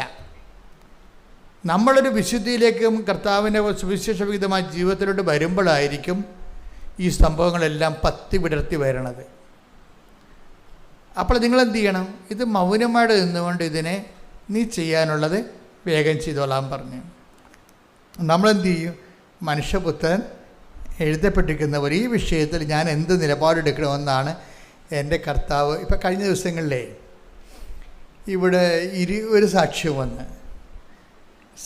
വന്ന് സാക്ഷ്യമൊക്കെ എഴുതി വാങ്ങിച്ച് അത് പറയിപ്പിക്കണ ഒരു സിറ്റുവേഷൻ ആയപ്പോൾ ഇവിടെ സാക്ഷ്യത്തെ പറയിപ്പിക്കുന്നവർ അതിനകത്ത് ഇടപെട്ട് പറഞ്ഞു, ചേച്ചി അത് 20 വർഷമായിട്ട് മക്കളില്ല, അവർക്ക് 20 വർഷമായിട്ട് അവർക്ക് മക്കളില്ല. അതാണ് വിഷയം. ഉടമ്പടി എടുത്തപ്പോൾ ഉടനെ മക്കളെ കിട്ടി. അപ്പോൾ നല്ല സാക്ഷ്യമല്ലേ അത്? പക്ഷെ ഇവിടെ പറയിപ്പിച്ചില്ല. അതെന്താ പറയിപ്പിക്കഴിഞ്ഞത്? അത് അവരോട് ചോദിച്ചു, നിങ്ങളിത് IVF എടുത്തിട്ടാണ് ഇത് നടന്നതെന്ന് ചോദിച്ച്. അവർ പറഞ്ഞ് ഞങ്ങൾ IUI എടുത്താന്ന് പറഞ്ഞ്. അത് സഭാ പഠനങ്ങൾക്ക് വിരുദ്ധമല്ലേ? അതാണ് സംഭവം. സാക്ഷ്യം പറയിപ്പിക്കത്തില്ല. നമ്മളെ സംബന്ധിച്ചിടത്തോളം ഒരു സിറ്റുവേഷൻ ഉണ്ടാകുമ്പോൾ ആദ്യം വചനത്തിൽ എന്ത് പറയണമെന്ന് നോക്കും. രണ്ടാമതാണ് വചനത്തിൽ തന്നെ അതാത് കാര്യങ്ങളിൽ. എന്തിനാണ് ഈ മാർപ്പാപ്പയൊക്കെ ഇത്രയും കഷ്ടപ്പെട്ട് തിരഞ്ഞെടുക്കണത്? അതിനെന്തിനാണ് സംഘത്തെ വെച്ചിരിക്കുന്നത്? നമ്മുടെ ആത്മാവിൻ്റെ സംരക്ഷിക്കാൻ വേണ്ടിയാണ്. നമ്മുടെ ഒരു കാലങ്ങൾ മാറി മാറി വരുമ്പോൾ പുതിയ ആത്മീയ പ്രതിസന്ധികൾ ഉണരുമ്പോൾ അതിനെക്കുറിച്ച് ഉള്ളൊരു നോട്ട് തന്നിട്ട് നമ്മളെ ഗൈഡ് ചെയ്യണ്ടേ? അവിടെ കയ്യിരിക്കണ വലിയ വടി എന്താണ് ഇരിക്കണത്? ആ വടി കൊണ്ട് ഇങ്ങനെ ആടിൻ്റെ മുമ്പിൽ കൊണ്ടുപോകണമെന്ന് ഇങ്ങനെ അടിച്ചടിച്ചാണ് കൊണ്ടുപോകണത്. 10 അടി അപ്പുറത്ത് പിന്നെ കാഴ്ചയില്ല. അതുകൊണ്ട് ഇടയൻ്റെ കയ്യിലൊരു വടി ഉണ്ടാവും. ആ ഇടയന്ത് ചെയ്യും? അടി കേൾക്കാൻ പറ്റുന്ന കാരണം പോകേണ്ട ദിക്ക് ഇങ്ങനെ അടിച്ച് കാണിക്കും, റോഡിലായിട്ട് അടിച്ച് കാണിക്കും. അപ്പോൾ ആടെ ആ വഴിക്ക് തിരിച്ചു പോകും. അതിനാണ് ഈ വലിയ മാർപ്പാപ്പയുടെ കയ്യിലൊക്കെ മെത്രാന്മാരുടെ കയ്യിലൊക്കെ ഒരു വടി ഇരിക്കണില്ല. അവരുടെ അതായത് നമ്മൾ വിശ്വാസത്തിന് വ്യതിചലിക്കുന്നു എന്ന് കണ്ടാൽ അവർ നമുക്ക് നോട്ട് തരും ഉടനെ. അതാണ് സഭയുടെ സംവിധാനം എന്ന് പറയണത്. ഓരോരുത്തർക്കും തോന്നിയ പോലെ ജീവിക്കാൻ പറ്റത്തില്ല. അതിന് കർത്താവിൻ്റെ വചനമുണ്ട്, വചനത്തെക്കുറിച്ചുള്ള കൃത്യമായ വ്യാഖ്യാനമുണ്ട്. അതിന് ആ ജീവിത രീതിയിൽ ഒരു പുതിയ കാലം വരുമ്പോൾ, പുതിയ ശാസ്ത്രം, പുതിയ ഓപ്ഷൻസ് വരുമ്പോൾ അത് ദൈവഹിത പ്രകാരമാണോ എന്നുള്ളത് വ്യാഖ്യാനിച്ചിട്ട് കറക്റ്റ് വഴി പറഞ്ഞു തരും. അതിനാണ് ഇടയനെന്ന് പറയണത്. കർത്താവന്മാരെയൊക്കെ നമ്മൾ എന്താ വിളിക്കണത്? ഇടയനെന്നാണ് വിളിക്കണത്. അവരെഴുതുന്ന ലേഖനങ്ങൾക്ക് എന്താ പറയണത്? ഇടയ ലേഖനം എന്നാണ് പറയണത്. അപ്പോൾ നമ്മളെപ്പോഴും നമ്മൾ ശ്രദ്ധിക്കേണ്ട ഒരു കാര്യം എന്ന് വെച്ച് കഴിഞ്ഞാൽ ഈ സഭ ചെയ്തുകൊണ്ടിരിക്കുന്ന കാര്യങ്ങൾ ഇപ്പോൾ നമുക്കൊരു സംശയം വന്നാൽ നമ്മൾ വന്ന് ചോദിക്കും, ഇതെങ്ങനെയാണ് കാര്യം. നമ്മളിവിടെ ഈ കുറച്ച് നാളല്ലേ ജീവിക്കത്തുള്ളൂ. എത്ര കാലം ജീവിക്കും? മാക്സിമം എന്നാൽ 70 കൊല്ലം ജീവിക്കും. 70 കൊല്ലം കഴിഞ്ഞുള്ള ജീവിതം. ഇപ്പോൾ മാർപ്പാപ്പയാണെന്ന് മെത്താന്മാരൊക്കെ 75 വർഷം, അച്ഛന്മാരൊക്കെ ഇപ്പോൾ ഞാൻ ഉൾപ്പെടെയുള്ളവർ 75 വയസ്സ് റിട്ടയർ ചെയ്യാൻ പറഞ്ഞിരിക്കും. പിന്നെ ബുദ്ധി ബോധമൊന്നും ഉണ്ടാകത്തില്ലെന്ന് നമുക്കറിയാം. 75 വയസ്സ് കഴിഞ്ഞാൽ തന്നെ റിസൈൻ ചെയ്തിട്ട് പ്രീസ്റ്റ് പോലെ പോയിരിക്കാൻ പറയും. അവിടെ ഉള്ള തന്നെ കഞ്ഞിയും കുടിച്ച് ചാപ്റ്റർ കോഴ്സ് ചെയ്യോടെ. അത്ര ടൈമുള്ളത് നമുക്ക്. അത് കഴിഞ്ഞാൽ പിന്നെ നമുക്ക് ബുദ്ധി ഉണ്ടാകത്തില്ല, ഓർമ്മ ഉണ്ടാകത്തില്ല, വല്ലതുമൊക്കെ വിളിച്ച് പറയും. അപ്പോൾ സഭ ഈ വിഷയത്തിലെല്ലാം വളരെ കരുതലുള്ള ആണ്. ജനങ്ങളെക്കുറിച്ച്, അവരുടെ വിശ്വാസ ജീവിതത്തെക്കുറിച്ച് കരുതലാണ്. ജനങ്ങൾക്കും അതുപോലുള്ള ഒരു കരുതൽ വേണം. എന്താ കരുതൽ വേണ്ടത്? അതായത് നമ്മൾ ചെയ്യുന്ന കാര്യങ്ങൾ അവൻ പറഞ്ഞ പോലെ തന്നെയാണോ? മനസ്സിലായി? അതാണ് നമ്മുടെ ജീവിതം എന്ന് പറഞ്ഞാൽ നിങ്ങൾ ഉടമ്പടി എടുത്താലും എടുത്തില്ലെങ്കിലും ഓപ്ഷൻ ഉടമ്പടിയേ ഉള്ളേ. മനസ്സിലായില്ലേ? ഉടമ്പടി എടുത്താലും എടുത്തില്ലെങ്കിലും നമ്മുടെ തിരഞ്ഞെടുപ്പ് എന്താണ്? ജീവിതം ഉടമ്പടിയാണ്. ദൈവത്തോട് പറഞ്ഞിരിക്കുന്ന പോലെ തന്നെ ദൈവം നമ്മോട് പറഞ്ഞിരിക്കുന്ന പോലെ തന്നെ ചെയ്യുകയാണ് ജീവിതം. അങ്ങനെയുള്ളവർ എന്താണ് ഉദ്ദേശിക്കുന്നത്? അവരിവിടെ ഉള്ള വിജയമോ അത് തന്നെ ഇവിടെയുള്ള മൽപ്പിടുത്തമോ അതിൻ്റെ അകത്തുള്ള ജയമോ ഒന്നും അല്ല ഉദ്ദേശിക്കുന്നത്. എന്താണ്?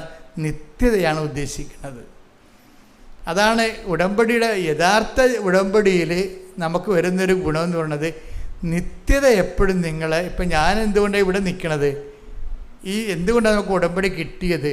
മാതാവിൻ്റെ പ്രത്യക്ഷീകരണം സംഭവിച്ചത് കൊണ്ടല്ലേ ഉടമ്പടി കിട്ടിയത്. ഉടമ്പടി കിട്ടിയത് നമുക്ക് മാതാവിൻ്റെ പ്രത്യക്ഷീകരണം 2004 സംഭവിച്ചതാണ്. അത് 10 കൊല്ലം അതിനെക്കുറിച്ച് യാതൊരു ടോക്കുമില്ല. 10ാമത്തെ കൊല്ലം ഞാൻ വാടിപ്പെട്ടി പോയപ്പോൾ പറഞ്ഞു, നീ അകത്ത് കയറണ്ട, ഇവിടെ നിന്നാൽ മതി എന്ന് പറഞ്ഞു. അഭ്യാസമൊന്നും വേണ്ട. കാര്യം എന്താണ്? നിൻ്റെ അടുത്ത് ഞാൻ നേരെയാണ് പ്രത്യക്ഷപ്പെട്ടത്. ഇവിടെ ഞാനൊരു നിഴൽ പോലെയാണ് പ്രത്യക്ഷപ്പെട്ടത്. അവരെന്ത് മനോഹരമായിട്ടാണ് ആ പ്രത്യക്ഷഗണത്തെ അംഗീകരിച്ചിരിക്കുന്നത്. നീ ആരെയൊക്കെ പേടിച്ചത് പൂത്തിവെച്ചില്ലേ? നിൻ്റെ ആത്മകാര്യത്തിന് കടമാണെന്ന് പറഞ്ഞ്. അതാണ് എൻ്റെ കാത്തു കയറ്റാഞ്ഞത്. നീ മരിച്ചു ചെന്നാൽ നിനക്കിത് കടമാകുമെന്ന് പറഞ്ഞു. അപ്പോൾ ഞാൻ പിന്നെ രണ്ടും കലപ്പ് ഇവിടെ വന്നു വെച്ചാൽ എന്ത് ചെയ്യുന്നറിയാമോ? ഒരു തൂണെടുത്ത് വെച്ചിട്ട് ആദ്യം അമ്മ മാതാവ് പ്രത്യക്ഷപ്പെട്ട സ്ഥലത്ത് ലൂർദ് മാതാവിനെ പ്രതിഷ്ഠിച്ചു. അതാണ് ആ മാതാവ്. ആദ്യം പ്രതിഷ്ഠിച്ച മാതാവ് അവിടെ ഇരിക്കണത്. ഇവിടെ പുതുക്കുന്ന സ്ഥലത്തിരിക്കണില്ലേ? അതാ മാതാവാണ്. മാതാവിനെ പ്രതിഷ്ഠിച്ചിട്ട് ഒരു പ്രാർത്ഥനയും തുടങ്ങി. അമ്മയുടെ പ്രത്യക്ഷഗണത്തിൻ്റെ ദശവത്സര പ്രാർത്ഥനയിൽ അമ്മ ആഗ്രഹിക്കുന്നൊരു കൃപാവര പദ്ധതി കൃപാസനത്തിലും ഞങ്ങളുടെ കുടുംബത്തിലും നിറവേറാൻ ഇടയാക്കണം. ജനങ്ങൾക്ക് ചീട്ടടിച്ചു കൊടുത്ത് കൊച്ചു പ്രാർത്ഥന അടിച്ചു കൊടുത്തിട്ട് അമ്മയുടെ പ്രത്യക്ഷഗണത്തിൻ്റെ ഭാഗമായി അമ്മ ആഗ്രഹിക്കുന്ന ഒരു കൃപാവര പദ്ധതി കൃപാസനത്തിലും ഞങ്ങളുടെ കുടുംബത്തിലും നിറവേറാൻ ഇടയാക്കണമേ. എന്നിട്ട് ഇവിടെ ഉള്ളവർക്കെല്ലാം കൊടുത്തിട്ട് അവസാനം ഞാനിവിടെ ജോസി എന്ന് സഹോദരനുണ്ട് ഇവിടെ, ഇപ്പോഴും എൻ്റെ കൂടെ ഉണ്ട്. ഞാൻ ജോസി പറഞ്ഞപ്പോൾ ജോസി ഇതിൻ്റെ ഒരു 10,000 കോപ്പി അടിക്കണം, മല ഇറങ്ങി വരുന്ന എല്ലാവർക്കും കൊടുക്കണമെന്ന് പറഞ്ഞു. മലയാറ്റൂർ മല കയറാൻ പോണില്ലേ, അതിൻ്റെ ചവിട്ടിപ്പോയി നിന്നിട്ട് ഇറങ്ങി വരുന്ന അണ്ണന്മാർക്കെല്ലാം കൊടുക്കണം. മാതാവിൻ്റെ പ്രത്യക്ഷഗണത്തിന് വേണ്ടി പ്രാർത്ഥിക്കാൻ, അതിൻ്റെ സ്ഥിരീകരണത്തിന് വേണ്ടി പ്രാർത്ഥിക്കാൻ. അപ്പോൾ ഈ ഒരു ബോധം ഇങ്ങനെ 6 മാസം കഴിഞ്ഞപ്പോഴാണ് അമ്മ ഉടമ്പടി പ്രാർത്ഥന തരണത്. അതാണ് അമ്മ ആഗ്രഹിക്കുന്ന കൃപാവര പദ്ധതി എന്ന് പറയുന്നത്. അമ്മ ചോദിച്ചത് എന്താ? അമ്മ ആഗ്രഹിക്കുന്നൊരു കൃപാവര പദ്ധതി കൃപാസനത്തിലും ഞങ്ങളുടെ കുടുംബത്തിലും നിറവേറാൻ ഇടയാക്കണം. അപ്പോൾ കൃപാസനത്തിൽ നിറവേറണം. അത് എന്ത് പ്രാർത്ഥന എനിക്ക് തന്നെ അറിയാൻ പാടില്ല. ഞാൻ വാടിപ്പെട്ടിൽ നിന്ന് ഇറങ്ങിയപ്പോൾ എൻ്റെ നാക്കിയ വന്ന പ്രാർത്ഥനയാണത്. അമ്മ ആഗ്രഹിക്കുന്നൊരു കൃപാവര പദ്ധതി കൃപാസനത്തിലും ഞങ്ങളുടെ കുടുംബത്തിലും നിറവേറാൻ ഇടയാക്കണമേ. അപ്പം കുടുംബത്തിൽ എന്തെങ്കിലും പ്രശ്നം ഉണ്ടെങ്കിൽ ഈ പ്രത്യക്ഷീകരണം കൊണ്ട് ദൈവം കലക്കും, ഒരു സംശയമില്ല കാര്യം. കുടുംബത്തിൽ എന്തെങ്കിലും പ്രശ്നമുണ്ടെങ്കിൽ വൃത്തിയും മേനയോടെ നേരെ ചൊവ്വയാണ് ഉടമ്പടി ജീവിക്കണമെന്നുണ്ടെങ്കിൽ വിവരം അറിയും. കാര്യം എന്താ? ഇത് സീൽഡാണ്. എന്തിൻ്റെ സീൽഡാണ്? അമ്മയുടെ പ്രത്യക്ഷീകരണത്തിൻ്റെ സീൽഡാണ്. ഞാൻ പ്രത്യക്ഷീകരണം ഏറ്റുപറഞ്ഞ് എന്ത് വന്നോടുത്ത് വെച്ച് കാണാം, അല്ലെങ്കിൽ ദൈവം കണ്ടോളൂ എന്നും പറഞ്ഞുകൊണ്ട് 2004 സംഭവിച്ച അമ്മയുടെ പ്രത്യക്ഷീകരണം ഞാൻ റിസ്ക് എടുത്ത് ഏറ്റുപറഞ്ഞപ്പോഴാണ് അമ്മ അത് ഉടമ്പടി പ്രാർത്ഥനയൊക്കെ കൺവേർട്ട് ചെയ്ത് തന്നത്. ഇതുപോലെ നിങ്ങൾ ഈ പ്രത്യക്ഷീകരണത്തിന് ഏറ്റുപറഞ്ഞാൽ ഉടമ്പടി പെട്ടെന്ന് കത്തും. അതാണ് എപ്പോഴും നമ്മൾ ഉടമ്പടി എപ്പോഴും ഫയറാക്കാനുള്ള മാർഗം എന്ന് പറയുന്നത് ഈ പ്രത്യക്ഷീകരണമാണ്. അതായത് ഇപ്പം ഞാനിപ്പോൾ വൈസിനും അതുപോലെ തന്നെ സിസ്റ്റേഴ്സൊക്കെ ഇവിടെ വന്ന് സാക്ഷ്യം പറയുന്നുണ്ട്, വിശദീകരിക്കുന്നുണ്ട്. അപ്പം ഞങ്ങളെന്താ ചെയ്യണമെന്ന് വെച്ച് കഴിഞ്ഞാൽ, ഞങ്ങൾ നിങ്ങളുടെ സാക്ഷ്യം എടുത്തിട്ട് അത് പ്രത്യക്ഷീകരണത്തിൻ്റെ എക്സ്പ്രഷൻസ് എന്തുമാത്രം അതിൻ്റെ തൊണ്ടെന്ന് നോക്കിയിട്ട് അതനുസരിച്ചാണ് സാക്ഷ്യം വ്യാഖ്യാനിച്ച് തരണത്. അതെല്ലാം ഓരോ സാക്ഷ്യവും പ്രത്യക്ഷീകരണത്തിൻ്റെ തെളിവുകളാണ്. പ്രാർത്ഥിക്കുക. കർത്താവായ ദൈവമേ, കൃപാസനത്തിൽ ഞാൻ പരിശുദ്ധ അമ്മ വഴി അങ്ങയോട് ഉടമ്പടി എടുത്തിട്ട് ഉടമ്പടി ജീവിത രീതി എന്നെ പ്രത്യക്ഷീകരണത്തിന്റെ സാക്ഷിയാക്കാൻ എന്നെ തന്നെ ഒരുക്കുന്നതായിട്ട് ഞാൻ ഏറ്റുപറയുകയും എന്നെ സുവിശേഷത്തിന്റെ സാക്ഷിയാകാൻ സഹായിക്കണമെന്ന് പ്രാർത്ഥിക്കുകയും ചെയ്യുന്നു. ശ്രുതികടെ ഹല്ലേലൂയ ഹല്ലേലൂയ ഹല്ലേലൂയ യേശുവേ നന്ദി ഹല്ലേലൂയ ഹല്ലേലൂയ ഹല്ലേലൂയ ഹല്ലേലൂയ ഹല്ലേലൂയ ഹല്ലേലൂയ ഹല്ലേലൂയ നന്ദി യേശുവേ, നന്ദി യേശുവേ, മഹത്വം യേശുവേ, ആരാധന. വാഗ്ദാനപീഠകമേ സ്വർഗ്ഗീയ പൊന്മലരേ കൃപാസനത്തിൻ്റെ അമ്മേ പ്രസാദവരനായി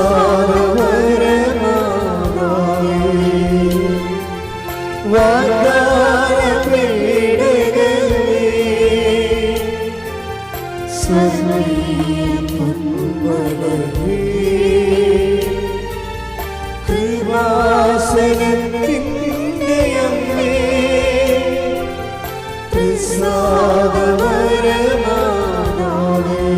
പരിശുദ്ധ പരമദിവ്യകാരുണ്യത്തിന് ആരാധനയും സ്തുതിയും പുകഴ്ചയും ഉണ്ടായിരിക്കട്ടെ. പരിശുദ്ധ പരമദിവ്യകാരുണ്യത്തിന് ആരാധനയും സ്തുതിയും പുകഴ്ചയും ഉണ്ടായിരിക്കട്ടെ. അപ്പോൾ നമ്മൾ ഇനി ബൈജൂസിലേക്ക് തിരിച്ചു വരികയാണ്. അപ്പം ഈ ബൈജൂസിൻ്റെ പ്രോബ്ലം എന്താ വെച്ച് കഴിഞ്ഞാൽ, അദ്ദേഹത്തിന് ഇതുപോലെ സാത്താൻ വിതച്ച കുറേ കളകൾ വളർന്നിട്ട് കൃപാസനത്തോട് വെറുപ്പാണ്. അപ്പോൾ അങ്ങനെ ഇയാൾ ലീവിന് വീട്ടിൽ വരും, എല്ലാ ധ്യാനകേന്ദ്രങ്ങളിലും പോയി 20 വർഷവും അയാൾ ഓരോ ധ്യാനകേന്ദ്രത്തിൽ പോയി ധ്യാനം കൂടിയിട്ടുണ്ട്. 22 വർഷം 22 വർഷമായി ആസ്ട്രേലിയയിലായിട്ട് വരുമ്പോൾ, കുടുംബസമേതം വരുമ്പോഴേ ഇവരെല്ലാവരും കൂടി കേരളത്തിൽ വരുമ്പോൾ ഏതെങ്കിലും ഒരു ധ്യാനകേന്ദ്രം കണ്ടുപിടിച്ചിട്ട് അവിടെ പോയി ഒരു ധ്യാനം കൂടും. എന്നിട്ട് ജീവിതം വിശുദ്ധീകരിച്ചിട്ട് അദ്ദേഹം തിരിച്ചു പോകും. അപ്പോൾ അതുകൊണ്ട് അദ്ദേഹത്തെ സംബന്ധിച്ചിടത്തോളം അദ്ദേഹത്തിനൊരു നല്ല സൂപ്പർ കോൺഷ്യസ് ഉണ്ട്. എന്താണ്? തങ്ങളെ റൈറ്റ് വഴികളിലാണ് പോണത്, കുടുംബജീവിതം ആധ്യാത്മികമാണ്, അത് കത്തോലിക്ക ജീവിത രീതിയാണ് എന്നൊക്കെ നല്ല ബോധ്യമുണ്ട്. അതുകൊണ്ട് കുറച്ച് സെൽഫ് കോൺഫിഡൻസ് ഉണ്ടാകും. അപ്പോൾ ഒരു ദിവസം ഇത് ഈ ചെറുപ്പക്കാരൊക്കെ കൊണ്ടുവന്ന് പുള്ള വീടിൻ്റെ വാതിക്കെ കൃപാസനം പത്രം വെച്ചിട്ടും പോകും. അപ്പോൾ ഇയാളെ വീട്ടിൽ നിന്ന് പറഞ്ഞ് ഇവന്മാർക്ക് ബോധമില്ലേ, പ്രാന്തന്മാർ, ഈ അന്ധവിശ്വാസം എന്തിനാണ് ഇവന്മാർ ഇങ്ങനെ പ്രചരിപ്പിച്ചുകൊണ്ട് നടക്കുന്നത്? ഒന്നില്ലേ അവന്മാർ ചെറുപ്പമല്ലേ, അവന്മാർ പഠിച്ചിട്ടോ വല്ല പ്രയോജനമില്ല, പഠിച്ച് വിദ്യാഭ്യാസമുണ്ട് പക്ഷേ വിവരമില്ല എന്നൊക്കെ പറഞ്ഞാൽ പെയ്തും പെരുക്കി പിള്ളേർ കൊണ്ടുവന്ന് കൃപാസന പത്രം പിള്ള വാതിക്കെ വെച്ചുകൊണ്ട് പോകുമ്പോൾ ഇതുപോലെയുള്ള കുറേ ഡയലോഗൊക്കെ ഫിറ്റ് ചെയ്ത് പിള്ളകത്തിരിക്കും. ഒരു ദിവസം ഒരു അമ്മയും മകളും കൂടി വരും. ഒരു അമ്മയും മകളും കൂടി വന്നിട്ട് ഈ ബൈചേട്ടനെ കാണും, ലീവിന് വന്നപ്പോൾ കാണും. പിന്നെ ഞങ്ങളെ കൃപാസനം മാതാവിനെക്കുറിച്ച് പറയാൻ വേണ്ടി വന്നതാണ്. ഇയാളുടെ വീട്ടിൽ കയറുന്നുണ്ടേ, ഇവരെ കാര്യമൊന്നുമില്ല. ഈ അമ്മയും മകളും കൂടി അവിടുത്തെ ആ നാട്ടിലുള്ള ആരമാണ്. അപ്പോൾ വൈദ്യുസ്തനോട് പ്രേക്ഷിത പ്രവർത്തനം ചെയ്യുകയാണ് നടന്ന്. അപ്പോൾ അതിൻ്റെ പേരിൽ വീട്ടിൽ കയറിയതാണ്. വീട്ടിൽ കയറിയിട്ട് പത്രം കൊടുത്തിട്ട് എല്ലാവരും പിള്ളേരൊക്കെ ചെയ്തുകൊണ്ടിരുന്നത് എന്താണ്? പഠിക്കൽ, പൂട്ടിക്കിടന്ന് പഠിക്കൽ, പത്രം വെച്ച് പോയി കളഞ്ഞില്ലേ. ഇവരങ്ങനെയല്ലേ, ഇവരകത്ത് കയറി ബൈജുവിനെ കണ്ടിട്ട് അയാളൊരു നല്ല മനുഷ്യനായതുകൊണ്ട് സംസാരിക്കുന്ന കുഴപ്പമൊന്നുമില്ല. പക്ഷേ അദ്ദേഹത്തിനോട് ഞങ്ങൾ കൃപാസന മാതാവിനെക്കുറിച്ച് നിങ്ങളോട് പറയാൻ വേണ്ടി വന്നതാണ്, ഇതാണ് അവിടുത്തെ പത്രം. അപ്പോൾ ഇയാൾ ഇതൊക്കെ ഞാൻ കുറേ കണ്ടിട്ടുള്ളതാണെന്ന് പറയും. ഇത് ഇയാളെ എന്ത് തട്ടാപ്പിടിയൊക്കെ പറയും. അപ്പോൾ ഈ വിലയമിച്ച് പറയും, അങ്ങനെയല്ല ബൈജു, കൃപാസന മാതാവ് സഞ്ചാരി മാതാവാണെന്ന് പറയും, നമ്മൾ പറയണ സ്ഥലത്ത് വരുമെന്ന് പറയും. അതൊക്കെ ഞങ്ങളുടെ അനുഭവം എന്ന് പറയും. അപ്പോൾ ഇത് കേട്ടപ്പോൾ ഇപ്പോൾ സഞ്ചാരി മാതാവ് പുള്ളി കേട്ടിട്ടില്ല. സഞ്ചാരി മാതാവ് ആരുണ്ടാക്കിയതാണെന്നറിയാമോ? ജോസഫച്ചൻ ഉണ്ടാക്കിയതില്ലേ? സഞ്ചാരി മാതാവ് നിങ്ങളുണ്ടാക്കിയതാണ്. കാര്യം സഞ്ചാരി മാതാവിനെക്കുറിച്ച് കുറേ സാക്ഷ്യങ്ങൾ വന്നിവിടെ. കാര്യം അടുക്കളയിൽ വന്ന് നിൽക്കുന്നു, അതുപോലെ തന്നെ വീട്ടിൽ വരുന്നു, ഇങ്ങനെ അവർക്ക് കാണാൻ പറ്റുന്ന കുറേ സാക്ഷ്യങ്ങൾ ഒരിടക്ക് ഒരു 2-3 കൊല്ലം മുമ്പ് ആൾക്കാരുടെ സാക്ഷ്യങ്ങളെല്ലാം അമ്മയെ നേരിട്ട് കണ്ട കുറേ സാക്ഷ്യങ്ങൾ വന്ന്. അങ്ങനെയാണ് അമ്മ സഞ്ചാരി മാതാവാണെന്നുള്ളത് അവർക്ക് മനസ്സിലായിട്ട് അവർക്ക് പലയിടത്ത് അനുഭവങ്ങൾ വന്നപ്പോൾ ജനങ്ങളിട്ട പേരാണത്. അപ്പോൾ അത് ശരിക്കും പറഞ്ഞാൽ ജനങ്ങളുടെ എല്ലാവരും അത്ര അനുഭവമുള്ള ഒത്തിരി പേരുണ്ട്, ആയിരക്കണക്കിന് പേരുണ്ട്. മാതാവ് അവരുടെ വീട്ടിലെത്തണതായിട്ട് സ്വപ്നം കണ്ടതും ദർശനം കണ്ടതും നേരെ ചൊവ്വേ കണ്ടതും ഒക്കെ ഒത്തിരി പേരുണ്ട്. അപ്പോൾ ഈ സുഗന്ധാഭിഷേകം തന്നെ ഫോളോ അപ്പ് ചെയ്യണതും കൂടെ വരണില്ല, പിന്തുടർന്ന് വരണില്ല. നമ്മളെ പിന്തുടർന്ന് വരണത് എന്താ? അതുപോലെ മഴവില്ല് വരണത്, ഇങ്ങനെ കുറേ തരത്തിൽ ദൈവത്തിൻ്റെ തനി സാന്നിധ്യം ഓരോ ഇടങ്ങളിലും നമ്മൾക്ക് ആവശ്യമുള്ള മേഖലകളെല്ലാം നമുക്ക് സപ്പോർട്ടായിട്ട് നിൽക്കുന്ന കാണുമ്പോഴാണ്. അപ്പോൾ ഈ അനുഭവങ്ങൾ ഈ അമ്മച്ചി ബൈജൂസോട് പറയും കൃപാസന മാതാവ് സഞ്ചാരി മാതാവാണെന്ന്. അപ്പോൾ ഇയാൾ ശ്രദ്ധിക്കും, സഞ്ചാരി മാതാവാ ആദ്യം കേൾക്കണമല്ല എന്ന് പറയും. ആദ്യം കേൾക്കണം അദ്ദേഹം ഇങ്ങനെ സഞ്ചാരി മാതാവിനെക്കുറിച്ച്. അപ്പോൾ എന്തൊക്കെ അവരോട് നല്ല വാക്ക് പറഞ്ഞ് വിട്ടെങ്കിലും ഈ സഞ്ചാരി മാതാവ് പുള്ളിക്ക് ക്ലിക്കായി. അപ്പോൾ ഒരു ദിവസം പുള്ളി പറഞ്ഞ് എടി നമുക്ക് അടുത്ത ആഴ്ച നമ്മൾ പോകുകയല്ലേ, തിരിച്ച് സിഡ്നിക്ക് പോവുകയാണ്. ഇപ്പോൾ നമുക്ക് 6 എണ്ണം വാടക ഇട്ടിട്ടുണ്ട്. കാറ് ഒരെണ്ണം വീട്ടിൽ ഇവിടെ ലീവിന് വരുമ്പോൾ ഒരു വാടകയ്ക്ക് ഒരു മാസത്തേക്ക് ഒരു കാർ എടുത്തിടും. അപ്പം അതിന് ആ കാറ് വാടകയ്ക്ക് ആണെങ്കിലും ഇപ്പം വീട്ടിൽ പോർച്ചിൽ കിടക്കുകയാണ്. കാർ കിടക്കണ്ടല്ലോ, നമുക്ക് ഏതെങ്കിലും കൃപാസനം വരെ ഒന്ന് പോകാം എന്ന് പറഞ്ഞു. അപ്പോൾ വൈഫും പുള്ളിക്ക് താല്പര്യമില്ല, ജസ്റ്റ് ഇവിടുത്തെ ഈ ബഹളമൊക്കെ ഈ ആൾക്കാർ തിരക്കാണ്, ഭയങ്കര തിരക്കാണെന്നൊക്കെ പറഞ്ഞത് കാണാൻ വേണ്ടി വന്നതാണ്. കാണാൻ വേണ്ടി വന്ന് വൈഫും അദ്ദേഹം കൂടി വന്ന് അപ്പോഴേ ഇവിടെ ഉടമ്പടിയുടെ സമയമായി. ഉടമ്പടി മോളിൽ ചെല്ലാൻ പറഞ്ഞു. ഉടമ്പടി പുതുതായിട്ട് ഉടമ്പടി എടുക്കുന്നവർ മുകളിലോട്ട് ചെല്ലാൻ പറഞ്ഞു, 2ാമത്തെ നിലയിൽ ചെല്ലാൻ പറഞ്ഞു. അപ്പോൾ പുള്ളിക്കാരൻ ടോക്കണൊന്നും എടുക്കാതെ ഈ എന്താണ് ഉടമ്പടി എന്ന് കേൾക്കാൻ വേണ്ടി, പുള്ളിക്ക് ഉടമ്പടി എടുക്കാൻ ഉദ്ദേശമില്ല, എന്താ മുകളിൽ നടക്കണമെന്ന് അറിയാമല്ലോ എന്ന് പറഞ്ഞ് മുകളിൽ ചെന്നപ്പോൾ അവിടെ അനൗൺസ്മെൻ്റ് ടോക്കൺ ഇല്ലാത്തവർ ടോക്കൺ എടുത്തുകൊണ്ട് വരാൻ പറഞ്ഞു. അപ്പോൾ ബൈജുവിന് ടോക്കണില്ല. പുള്ളിക്കാരൻ ഇറങ്ങി പോകാൻ നേരത്ത് അവിടെ നിൽക്കുന്ന ആൾ പറഞ്ഞ് എന്താ ചേട്ടാ പോണത്? അല്ല ഞാനിപ്പോൾ ഉടമ്പടി എടുക്കാൻ വന്നതല്ല, ടോക്കൺ എടുത്തിട്ടില്ല. അപ്പോൾ ചേട്ടൻ അവിടെ ഇരിക്കും, ഞാൻ ടോക്കൺ എടുത്ത് വരാമെന്ന് പറഞ്ഞു. അങ്ങനെ പുള്ളി കെട്ടിലായി പോയി. അവിടെ നിന്ന് പ്രേക്ഷിതം പറഞ്ഞ് ചേട്ടൻ ഇറങ്ങി പോകണ്ട, അത് ദൈവം സംരക്ഷിക്കണണ്ട ഒരു തരത്തിലേ. അദ്ദേഹം ടോക്കൺ എടുക്കാതെയാണ് കയറിയതെങ്കിലും മാതാവ് അദ്ദേഹം താഴേക്ക് ഇറങ്ങിപ്പോയാൽ പിശാച് പിടിച്ചുകൊണ്ട് പോകും. അതുകൊണ്ട് അയാൾ അവിടെ ഇരുത്തിയിട്ട് അവിടെ നിന്ന് ചാർജിലുണ്ടായിരുന്ന ആൾ താഴെ വന്ന് അദ്ദേഹത്തിൻ്റെ ടോക്കൺ എടുത്ത് ഇവിടെ കൊടുക്കും. ടോക്കൺ എടുത്തപ്പോൾ പിന്നെയും ബൈജുവിന് പ്രശ്നമായി, ഇതെന്താണ് എഴുതേണ്ടതെന്ന് അറിയത്തില്ല. പ്രത്യേകിച്ച് കാര്യമൊന്നുമില്ല, പുള്ളി മര്യാദയ്ക്ക് ജീവിക്കുന്ന ഒരാളാണ്, അത്യാവശ്യം ജീവിക്കാനുള്ള മാർഗമുണ്ട്, ജോലിയുണ്ട്, ഒന്നും എഴുതാനൊന്നും ഇല്ല. അപ്പോൾ എൻ്റെ ടോക്കിൽ ഞാൻ പറഞ്ഞു നിങ്ങൾ ആദ്യം എഴുതേണ്ടത് പരിശുദ്ധാത്മാവ് നിറയാനാണെന്ന് എൻ്റെ ടോക്കിൽ പറഞ്ഞു. അപ്പോൾ അപ്പോൾ പുള്ളിക്കാരൻ ഒരു നിയോഗം കിട്ടി, പുള്ളിക്ക് നിയോഗം ഇല്ല. അച്ഛൻ പറഞ്ഞ പുള്ളിയുടെ പരിശുദ്ധാത്മാവിനെ കിട്ടണം എഴുതി വെച്ചാൽ അവിടെ ഒരു നിയോഗമായിട്ട്, പിന്നത്തൊന്നും എഴുതാൻ അറിയാൻ പാടില്ല. അപ്പോൾ ജോമോൻ്റെ ക്ലാസ് വന്ന്, അപ്പോൾ ജോമോൻ്റെ ക്ലാസ് പറഞ്ഞ് നിങ്ങൾ എഴുതുമ്പോൾ നടക്കാത്ത കാര്യം എഴുതാൻ പറഞ്ഞു. അത് പുള്ളിക്ക് ക്ലിക്കായി. നടക്കാത്ത കാര്യങ്ങൾ എഴുതി വെക്കാൻ പറഞ്ഞു എൻ്റെ അടുത്ത് നിയോഗമായിട്ട്. നടക്കലും നിങ്ങൾക്ക് പൂർണ്ണ ബോധ്യമുള്ള കാര്യം എഴുതാൻ പറഞ്ഞു. അപ്പം അത് ടോക്ക് ചെയ്ത് റെക്കോർഡ് ചെയ്തിട്ടിരിക്കണതല്ലേ. അപ്പോൾ വിചാരിച്ച പുള്ളിക്ക് നടക്കാത്തൊരു കാര്യമുണ്ട് എന്ന് വെച്ച് കഴിഞ്ഞാൽ പുള്ളിയുടെ ഈ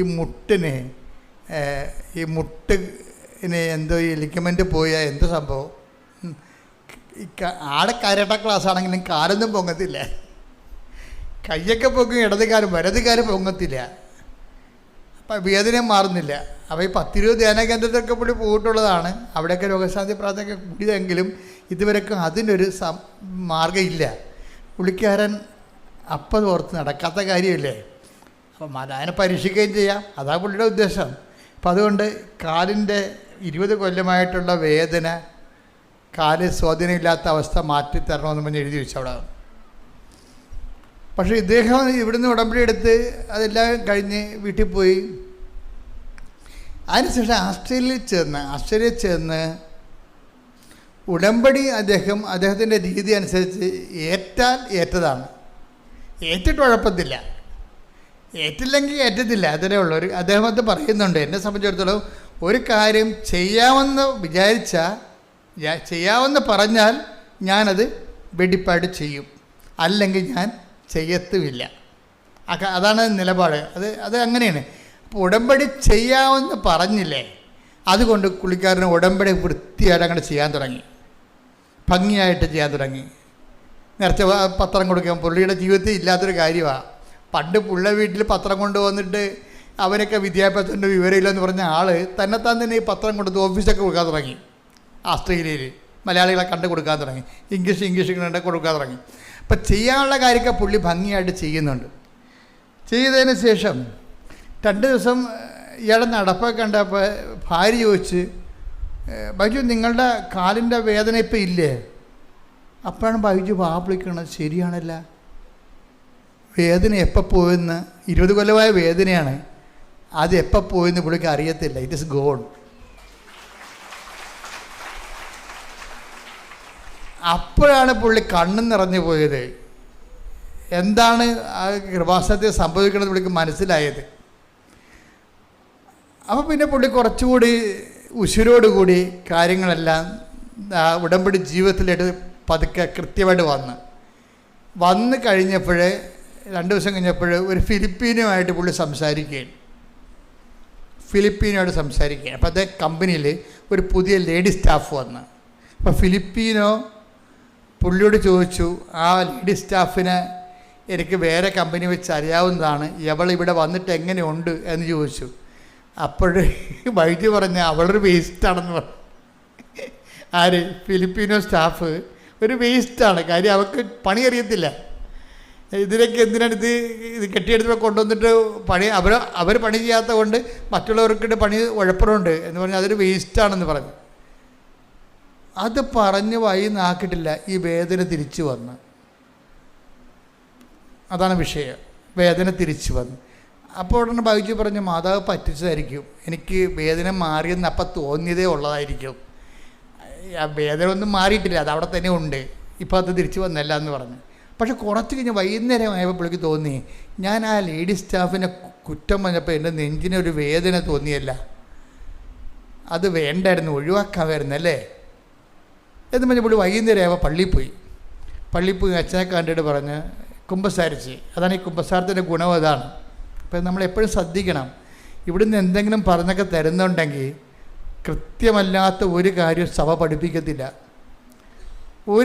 കൃത്യമല്ലാത്ത ഒരു കാര്യം സഭ ഉപദേശിക്കത്തുമില്ല. സഭയ്ക്ക് ഇങ്ങനെ കരയിൽ നിന്നുള്ള പ്രസംഗമൊന്നും ഇല്ലെങ്കിലും പറയണ കാര്യങ്ങൾ വൃത്തിയും മെനയും കൃത്യമായിരിക്കും. ഒത്തിരി കാലം സഭ പ്രാർത്ഥിച്ച് എല്ലാ മേഖലകളിലും ഡിസ്കസ് ചെയ്ത് അതിൻ്റെ സ്പെഷ്യലിസ്റ്റും എല്ലാ കാര്യവും നോക്കിയിട്ട് അതിൻ്റെ കാനോനിസ്റ്റുകൾ, അതിൻ്റെ തിയോളജിയൻസ് എല്ലാം പഠിച്ചതിന് ശേഷമേ സഭ ഒരു കാര്യം പറയത്തുള്ളൂ. അപ്പോൾ നിങ്ങളവർക്ക് ഈ മാർപ്പാപ്പയെ കൊണ്ട് പറയിപ്പിക്കണമല്ല, മാർപ്പാപ്പ ഒറ്റ ശ്വാസത്തിൽ പറയണതാണ്, രാഷ്ട്രീയക്കാരെ പോലെ പ്രസംഗം, അങ്ങനല്ല.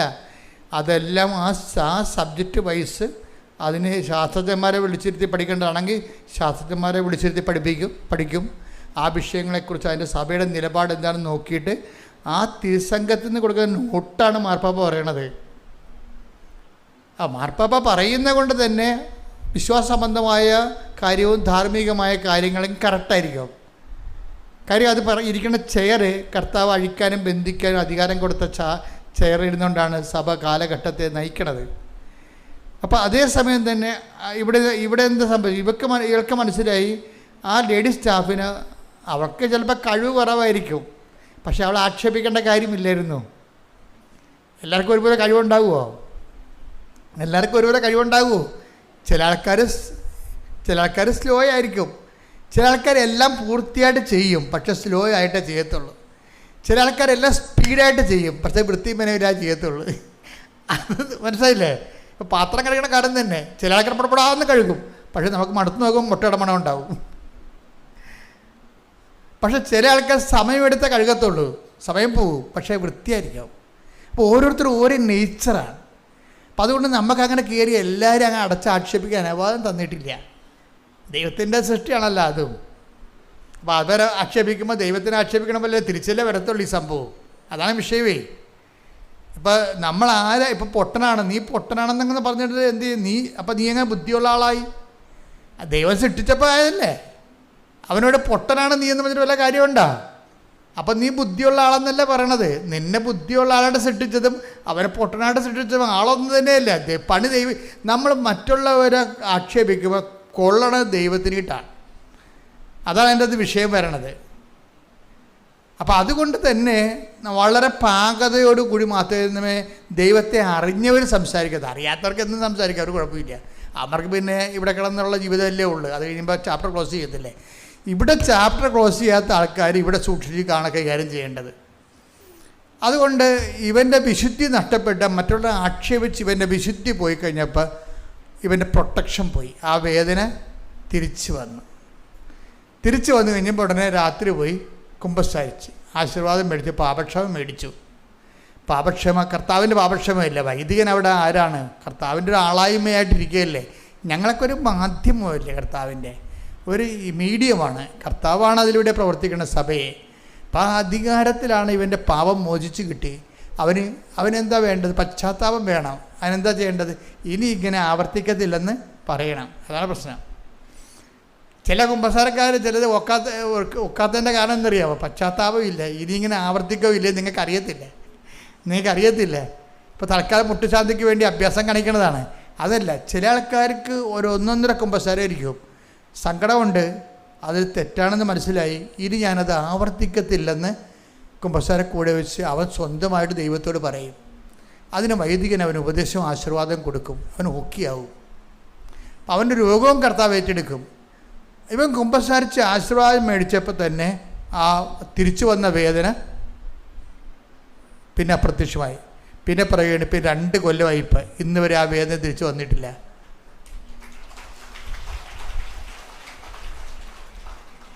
അപ്പോൾ ഇങ്ങനെ കുറച്ച് നാൾ ജീവിച്ചു കഴിഞ്ഞപ്പോൾ ബൈജൂസിന് അമ്മയുമായിട്ടൊരു കമ്മ്യൂണിക്കേഷൻ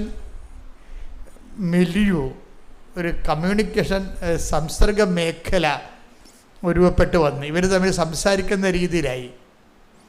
അപ്പോൾ അമ്മയോട് പറഞ്ഞു, അമ്മേ എനിക്ക് ട്രാൻസ്ഫറാണ്, ഞാൻ പുതിയ സ്ഥലത്തേക്ക് പോവുകയാണ്. പക്ഷെ അവിടെ എനിക്ക് കരാട്ട ക്ലാസ്സൊക്കെ നടത്തി വലിയ 10 പൈസ ഭക്ഷണം കഴിക്കാൻ കിട്ടണമെങ്കിൽ കുറേ നാളെടുക്കും. എന്നെ ആർക്കും അറിയത്തില്ല. അപ്പോൾ അതുകൊണ്ട് എനിക്ക് അവിടെ ഒരു ജോലി തരപ്പെടുത്തി തരണം, വാടകയൊക്കെ അടക്കണം, കുഞ്ഞുങ്ങളെ പഠിപ്പിക്കണം. അപ്പം ഇങ്ങനെയുള്ള കാര്യങ്ങൾ നേരെ പറയണം. മനസ്സിലായ? ഇതിനെ കമ്മ്യൂണിക്കേഷൻ എന്ന് പറയണത്. ഇപ്പം നമ്മൾ ചട്ടപ്പടി പ്രാർത്ഥനയുടെ കൂടെ തന്നെ ഈ വൈബായിട്ടുള്ള കമ്മ്യൂണിക്കേഷൻസ് കണ്ടിന്യൂ ചെയ്യും. അപ്പോഴെന്ത് പിറ്റേ ദിവസം അപ്പം അത് അങ്ങനെ വന്നു കഴിഞ്ഞാൽ അമ്മ അത് ആ വിഷയം അപ്പം തന്നെ വരവ് ചെയ്തിട്ട് പറഞ്ഞ് എന്താ ചെയ്തിരിക്കണമെന്ന് അറിയാമോ? ഇവ സ്ഥലം മാറിപ്പോണ വേറെ ഒരു സ്റ്റേറ്റിലാണ്. ഇപ്പം കേരളക്കാരൻ തമിഴ്നാട്ടിൽ പോണ പോലെ അത്രയുമാണ് വേറെ സ്റ്റേറ്റിലാണ് പോണത്. അമ്മ എന്ത് ചെയ്ത് ഈ കമ്പനിയുടെ ഒരു ബ്രാഞ്ച് അവിടെ തുടങ്ങിച്ച്. ഇവൻ പോലും അറിഞ്ഞിട്ടില്ല. എന്നിട്ട് അപ്പോൾ ഇവൻ അറിഞ്ഞു കഴിഞ്ഞപ്പോൾ ഇവൻ്റെ HR പറഞ്ഞ്, എടാ ഈ കമ്പനിയുടെ ബ്രാഞ്ച് നീ പുതിയ സ്ഥലത്ത് പുതിയ സ്റ്റേറ്റിൽ തുടങ്ങുന്നുണ്ട്, നീ ഇവിടുത്തെ മാനേജറിനോട് ചോദിച്ച ഒരു കത്ത് വാങ്ങിച്ചാൽ നിനക്ക് ഈ ജോലി അവിടെ കിട്ടുമെന്ന് പറഞ്ഞു. അതുപോലെ തന്നെ അമ്മയോട് പറഞ്ഞ പോലെ തന്നെ ആ ജോലി ആ സ്റ്റേറ്റിൽ ഇവൻ ഇവിടെ തിരുന്ന് ചെയ്തിരുന്ന ജോലി അവിടെ കിട്ടി. അപ്പോൾ അവിടെ സെറ്റായിപ്പോയി. 2 കൊല്ലം വർക്ക് ചെയ്ത കമ്പനിയിൽ. പക്ഷെ കമ്പനി വലിയ മെച്ചമുണ്ടായില്ല. പുതിയ കമ്പനി അവിടെ ക്ലച്ച് പിടിക്കാൻ കുറേ താമസിച്ച്. അപ്പോൾ അത് ഭാവിയും അതിൻ്റെ മാർക്കറ്റിംഗ് സർവേ ഒക്കെ നോക്കിയിട്ട് ഭാവിയിലും അത് ക്ലച്ച് പിടിക്കുന്ന ലക്ഷണമില്ല. അപ്പോൾ അതിൻ്റെ ടോട്ടലായിട്ടുള്ള കമ്പനിയുടെ MD അവരുടെ സമ്മേളനത്തിൽ ഈ പുതിയ കമ്പനി പൂട്ടാൻ തീരുമാനിച്ചു. അത് ഇവനറിഞ്ഞില്ല, പൂട്ടാൻ പോണ കാര്യം അറിഞ്ഞില്ല. ആ കമ്പനി ഇവൻ കിട്ടിയ ജോലി 2 കൊല്ലം കഴിഞ്ഞപ്പോഴാണ് പോകാം. അപ്പോൾ അപ്പോഴും പക്ഷേ അമ്മയോട് പറയണ്ട, അമ്മേ ഈ കമ്പനിയുടെ ശമ്പളം പഴയ കമ്പനിയുടെ ശമ്പളം കിട്ടണില്ല, അതുകൊണ്ട് എനിക്ക് വേറൊരു കമ്പനിയിൽ ഒരു ജോലി തരണം. അല്ലാതെ എനിക്കിങ്ങനെ കുഞ്ഞുങ്ങളെ പോറ്റി പോകാൻ പറ്റുന്നില്ല, കരാട്ട ക്ലാസ്സിന് അധികം പിള്ളേരൊന്നും വരണില്ല എന്നൊക്കെ. ഇവരിങ്ങനെ അങ്ങോട്ടും ഇങ്ങോട്ടും കാര്യങ്ങൾ സംസാരിക്കുന്ന കമ്മ്യൂണിക്കേഷൻ ലെവൽ ഭയങ്കര രസമാണ്. നമ്മളെ ഉടമ്പടിയിലുള്ള എല്ലാവരും, നിങ്ങൾ ഉടമ്പടി ജീവിതമാണെങ്കിൽ നിങ്ങൾക്ക് ഇതുപോലെ അമിക്കബിളായിട്ട് ദൈവത്തോട് സംസാരിക്കാൻ പറ്റും. കാര്യം ഇപ്പം തന്നെ ആ ഫിലിപ്പിനോനെ ആക്ഷേപിച്ചു എന്ന് കണ്ടപ്പോൾ തന്നെ ഇവൻ റെക്ടിഫൈ ചെയ്തില്ലേ, അല്ലേ? അത് തെറ്റി പോയി ക്ഷമ ചോദിച്ചിട്ട് റെക്ടിഫൈ ചെയ്തു. അപ്പം തന്നെ ദൈവമായിട്ടുള്ള ആ പാലം ബ്രേക്ക് ചെയ്യണില്ല. അതാണ് വിഷയം. അപ്പം നിങ്ങളെപ്പോഴും നമ്മൾ ശ്രദ്ധിക്കേണ്ടത്, എല്ലാവരും പെരുമാറുന്ന പോലെ ഒന്നും നമുക്ക് പെരുമാറാൻ പറ്റത്തില്ല. നമ്മൾ ഉടമ്പടിയിലാകുമ്പോൾ നമ്മുടെ മെയിൻ വിഷയം എന്താണ്? ദൈവമാണ്. ഈ ബൈജൂസിൻ്റെ സാക്ഷ്യം സ്കാൻ ചെയ്യുമ്പോൾ എനിക്ക് മനസ്സിലായ ഒരു സത്യം, ബൈജൂസ് ഇടയ്ക്കൊക്കെ പറയും, പിന്നെ ജോലിയല്ല കേട്ടാ പ്രശ്നം, എനിക്ക് ദൈവമാണ് പ്രശ്നമെന്ന് അമ്മയോട് പറയും. എനിക്ക് കുർബാന മുടക്കുന്ന ഒരു കണ്ടീഷൻസ് വരരുത്. എൻ്റെ ഷിഫ്റ്റ് അറേഞ്ച് ചെയ്യുമ്പോൾ എൻ്റെ കുർബാന ഉറപ്പ് വരുത്തിയിട്ട് നീ ഷിഫ്റ്റ് അറേഞ്ച് ചെയ്യുക. ആരോട് പറയണം? HR-നോട് പറയണതല്ല, മാതാവിനോട് പറയണതാണ്, അമ്മയോട് പറയണതാണ്. വേറെ എനിക്ക് എൻ്റെ ജോലി നീ അറേഞ്ച് ചെയ്യുമ്പോൾ എൻ്റെ കുർബാന മിസ്സാകാൻ എനിക്ക് പറ്റത്തില്ല, മിസ്സായിട്ടൊരു ജീവിതം വേണ്ട. അപ്പം അതുകൊണ്ട് എൻ്റെ ജോലി ചെയ്യുമ്പോൾ എനിക്ക് ഡെയിലി കുർബാനയ്ക്ക് പോകാനുള്ളത് നീ അറേഞ്ച് ചെയ്യണം. അപ്പോൾ അതനുസരിച്ച് അമ്മ ഇവൻ്റെ ലൈഫ് ഷിഫ്റ്റാക്കി ഇങ്ങനെ റീഅറേഞ്ച് ചെയ്യുമ്പോൾ കുർബാനയ്ക്ക് പോകാനുള്ള സമയം ബ്ലാങ്കായിട്ട് ഇട്ടാണ് ഷിഫ്റ്റ് ചെയ്യണത്. അപ്പോൾ ഇതെല്ലാം HR-നോട് പറഞ്ഞു ഉണ്ടാക്കിയതല്ല, HR-നോടും പറഞ്ഞിട്ടുണ്ട് വിഷയം, പക്ഷേ അമ്മയോടാണ് ആദ്യം പറയണ ഈ വിഷയം. അപ്പോൾ ഇതിങ്ങനെ ഓരോ കാര്യങ്ങളും നമ്മുടെ ജീവിതത്തിൽ വരണത്, നമ്മൾ വൃത്തിമേനയുമായിട്ട് ഉടമ്പടി ജീവിതം ജീവിക്കുമ്പോൾ നമുക്ക് കമ്മ്യൂണിക്കേഷൻ കപ്പാസിറ്റി കിട്ടും. ഉടമ്പടിയിൽ ഏറ്റവും വലുത് ഈ കമ്മ്യൂണിക്കേഷൻ കപ്പാസിറ്റിയാണെന്ന് തോന്നണത്. നമുക്ക് ധൈര്യമായിട്ട് നമ്മുടെ അവസ്ഥകൾ, ഇപ്പോൾ ഡേവിസ് ചേട്ടൻ പറഞ്ഞത് തന്നെ, അമ്മേ ഞാൻ ഈ കുരിശ് ചുമന്നുകൊണ്ടാണ് വരണത്, അമ്മ ഞങ്ങളെ കാണുന്നില്ലേ എന്ന്, അമ്മ ഞങ്ങളുടെ അവസ്ഥ കാണുന്നില്ലേ എന്നാണ് ചോദിക്കണത്. അപ്പോൾ അതിന് എമർജൻസി ആയിട്ട് മറുപടിയാണ് എന്താണ്? സുഗന്ധാഭിഷേകം മന്ത്രി ഞാൻ കാണുന്നുണ്ട്, കൂടെയുണ്ട്, ധൈര്യമായിട്ട് മുന്നോട്ട് പോകാൻ പറയുന്നത് ഉടനെ മെസ്സേജാണ്. അപ്പോൾ അതുകൊണ്ട് വളരെ അതായത് ഈ എപ്പോഴും നമ്മൾ ശ്രദ്ധിക്കേണ്ട ഒരു കാര്യമേ. മർക്കോസ് 11:23. മർക്കോസ് 11:23. സത്യമായി ഞാൻ നിങ്ങളോട് പറയുന്നു. പറഞ്ഞേ, സത്യമായി ഞാൻ നിങ്ങളോട് പറയുന്നു, ആരെങ്കിലും ഈ മലയോട് ഇവിടെ നിന്ന് മാറി കടലിൽ ചെന്ന് വീഴുക എന്ന് പറയുകയും ഹൃദയത്തിൽ ശങ്കിക്കാതെ താൻ പറയുന്നത് സംഭവിക്കുമെന്ന് വിശ്വസിക്കുകയും ചെയ്താൽ അവനത് സാധിച്ചു കിട്ടും. ഇത് ഞാൻ സെമിനാരിൽ പഠിക്കണ കാലം മുതൽ കേൾക്കണതാണ്. അപ്പം ഞാൻ പറയും ഇതൊന്നും നടക്കാൻ പോണില്ല, മലയൊക്കെ പോയി കടലിൽ വീഴാൻ പോകണം നമ്മൾ പറയുമ്പോൾ. പക്ഷേ എന്താ പ്രശ്നം എന്നറിയാമോ? എന്താ പറഞ്ഞിരിക്കണത്? കർത്താവ് പറഞ്ഞ ഒരു കാര്യം തെറ്റിപ്പോകത്തില്ല. മലയെന്ന് പറഞ്ഞാൽ എന്താണ്? എവറസ്റ്റ് കൊടുമുടിയും സംഖ്യപ്രദവും അല്ല, ജീവിത തടസ്സങ്ങളാണ്. ബൈജുവിന് എന്തുമാത്രം മലകളാണ് വരണമെന്ന് നോക്കിയേ. കരാട്ട ക്ലാസ്സിൽ പിള്ളേരില്ല, അതൊരു മലയല്ലേ? നിങ്ങൾക്ക് ഇത് വരുന്നില്ല, വിസ പുതുക്കി കിട്ടണില്ല, അതൊരു മലയല്ലേ? ജീവിത വഴികളിലെ ഒരു തടസ്സത്തിനല്ലേ മലയെന്ന് പറയണത്? ജീവിത വഴികളിലുള്ള തടസ്സം, അതിനാണ് ഈ മലയെന്ന് പറയണത്. അപ്പോൾ സുവിശേഷത്തിലെ അപ്പോൾ എന്താ പറയണത്? ഹൃദയത്തിൽ എന്ന് വായിച്ചേ, ഹൃദയത്തിൽ ശങ്കിക്കാതെ താൻ പറയുന്നത് സംഭവിക്കുമെന്ന് വിശ്വസിക്കുകയും ചെയ്താൽ അവന് അത് സാധിച്ചു കിട്ടും. ഒരു കാര്യം സാധിച്ചു കിട്ടുന്നല്ലേ പറഞ്ഞത്? അപ്പം നിങ്ങൾ പറയല്ലേ, നിങ്ങൾ കാര്യസാധ്യത്തിനാണ് കൃപാസനത്തിൽ പോണത്. സംശയം എന്താ? കാര്യസാധ്യത്തിനല്ലേ വരുന്നത് അല്ലേ? ആണ്. അതെന്താണ്? അതിന് പ്രൊവിഷനുണ്ട്. എന്താണ് അതിൻ്റെ പ്രൊവിഷൻ? എന്താണ്? നിങ്ങൾ ഒന്ന് വായിച്ച്, സത്യമായി ഞാൻ നിങ്ങളോട് പറയുന്നു, സത്യമായി ഞാൻ നിങ്ങളോട് പറയുന്നു, ആരെങ്കിലും ഈ മലയോട് ഇവിടെ നിന്ന് മാറി കടലിൽ ചെന്ന് വീഴുക എന്ന് പറയുകയും ഹൃദയത്തിൽ ശങ്കിക്കാതെ താൻ പറയുന്നത് സംഭവിക്കുമെന്ന് വിശ്വസിക്കുകയും ചെയ്താൽ അവനത് സാധിച്ചു കിട്ടും. അവനത് സാധിച്ചു കിട്ടും എന്നാ പറയണത്. എന്ത് ചെയ്യണം? ഹൃദയത്തിൽ ശങ്കിക്കരുത്. അവിടെയാണ് നമ്മുടെ പ്രശ്നം. ആധ്യാത്മിക ജീവിതത്തിൻ്റെ പ്രശ്നം എന്ന് പറയുന്നത് ആൾക്കാർക്ക് എല്ലാവർക്കും 99% ആൾക്കാർക്കുള്ള പ്രശ്നം എന്താണ്? ഹൃദയത്തിൽ ശങ്കയാണ്. നമ്മുടെ മുമ്പിലുള്ള ത്രെട്ട് എന്താണ്? ചാലഞ്ച് എന്താണ്? ഈ ഹൃദയത്തിൽ ശങ്ക എങ്ങനെ മാറ്റാവുന്നുള്ളതാണ്, അല്ലേ? എല്ലാത്തിൻ്റെയും പ്രശ്നം എന്താണ്? ഇപ്പം കൃപാസനത്തിൽ 23 കൊല്ലം മക്കളില്ലാത്തവരുണ്ട്. ആ 23ാമത്തെ കൊല്ലം ഉടമ്പടി എടുക്കുമ്പോൾ അവർക്ക് മക്കളായി. എന്താ കാര്യം? അവർ ഹൃദയത്തിൽ ശങ്കിക്കുന്നില്ല, കർത്താവ് എനിക്ക് മക്കളെ തരുമെന്ന്.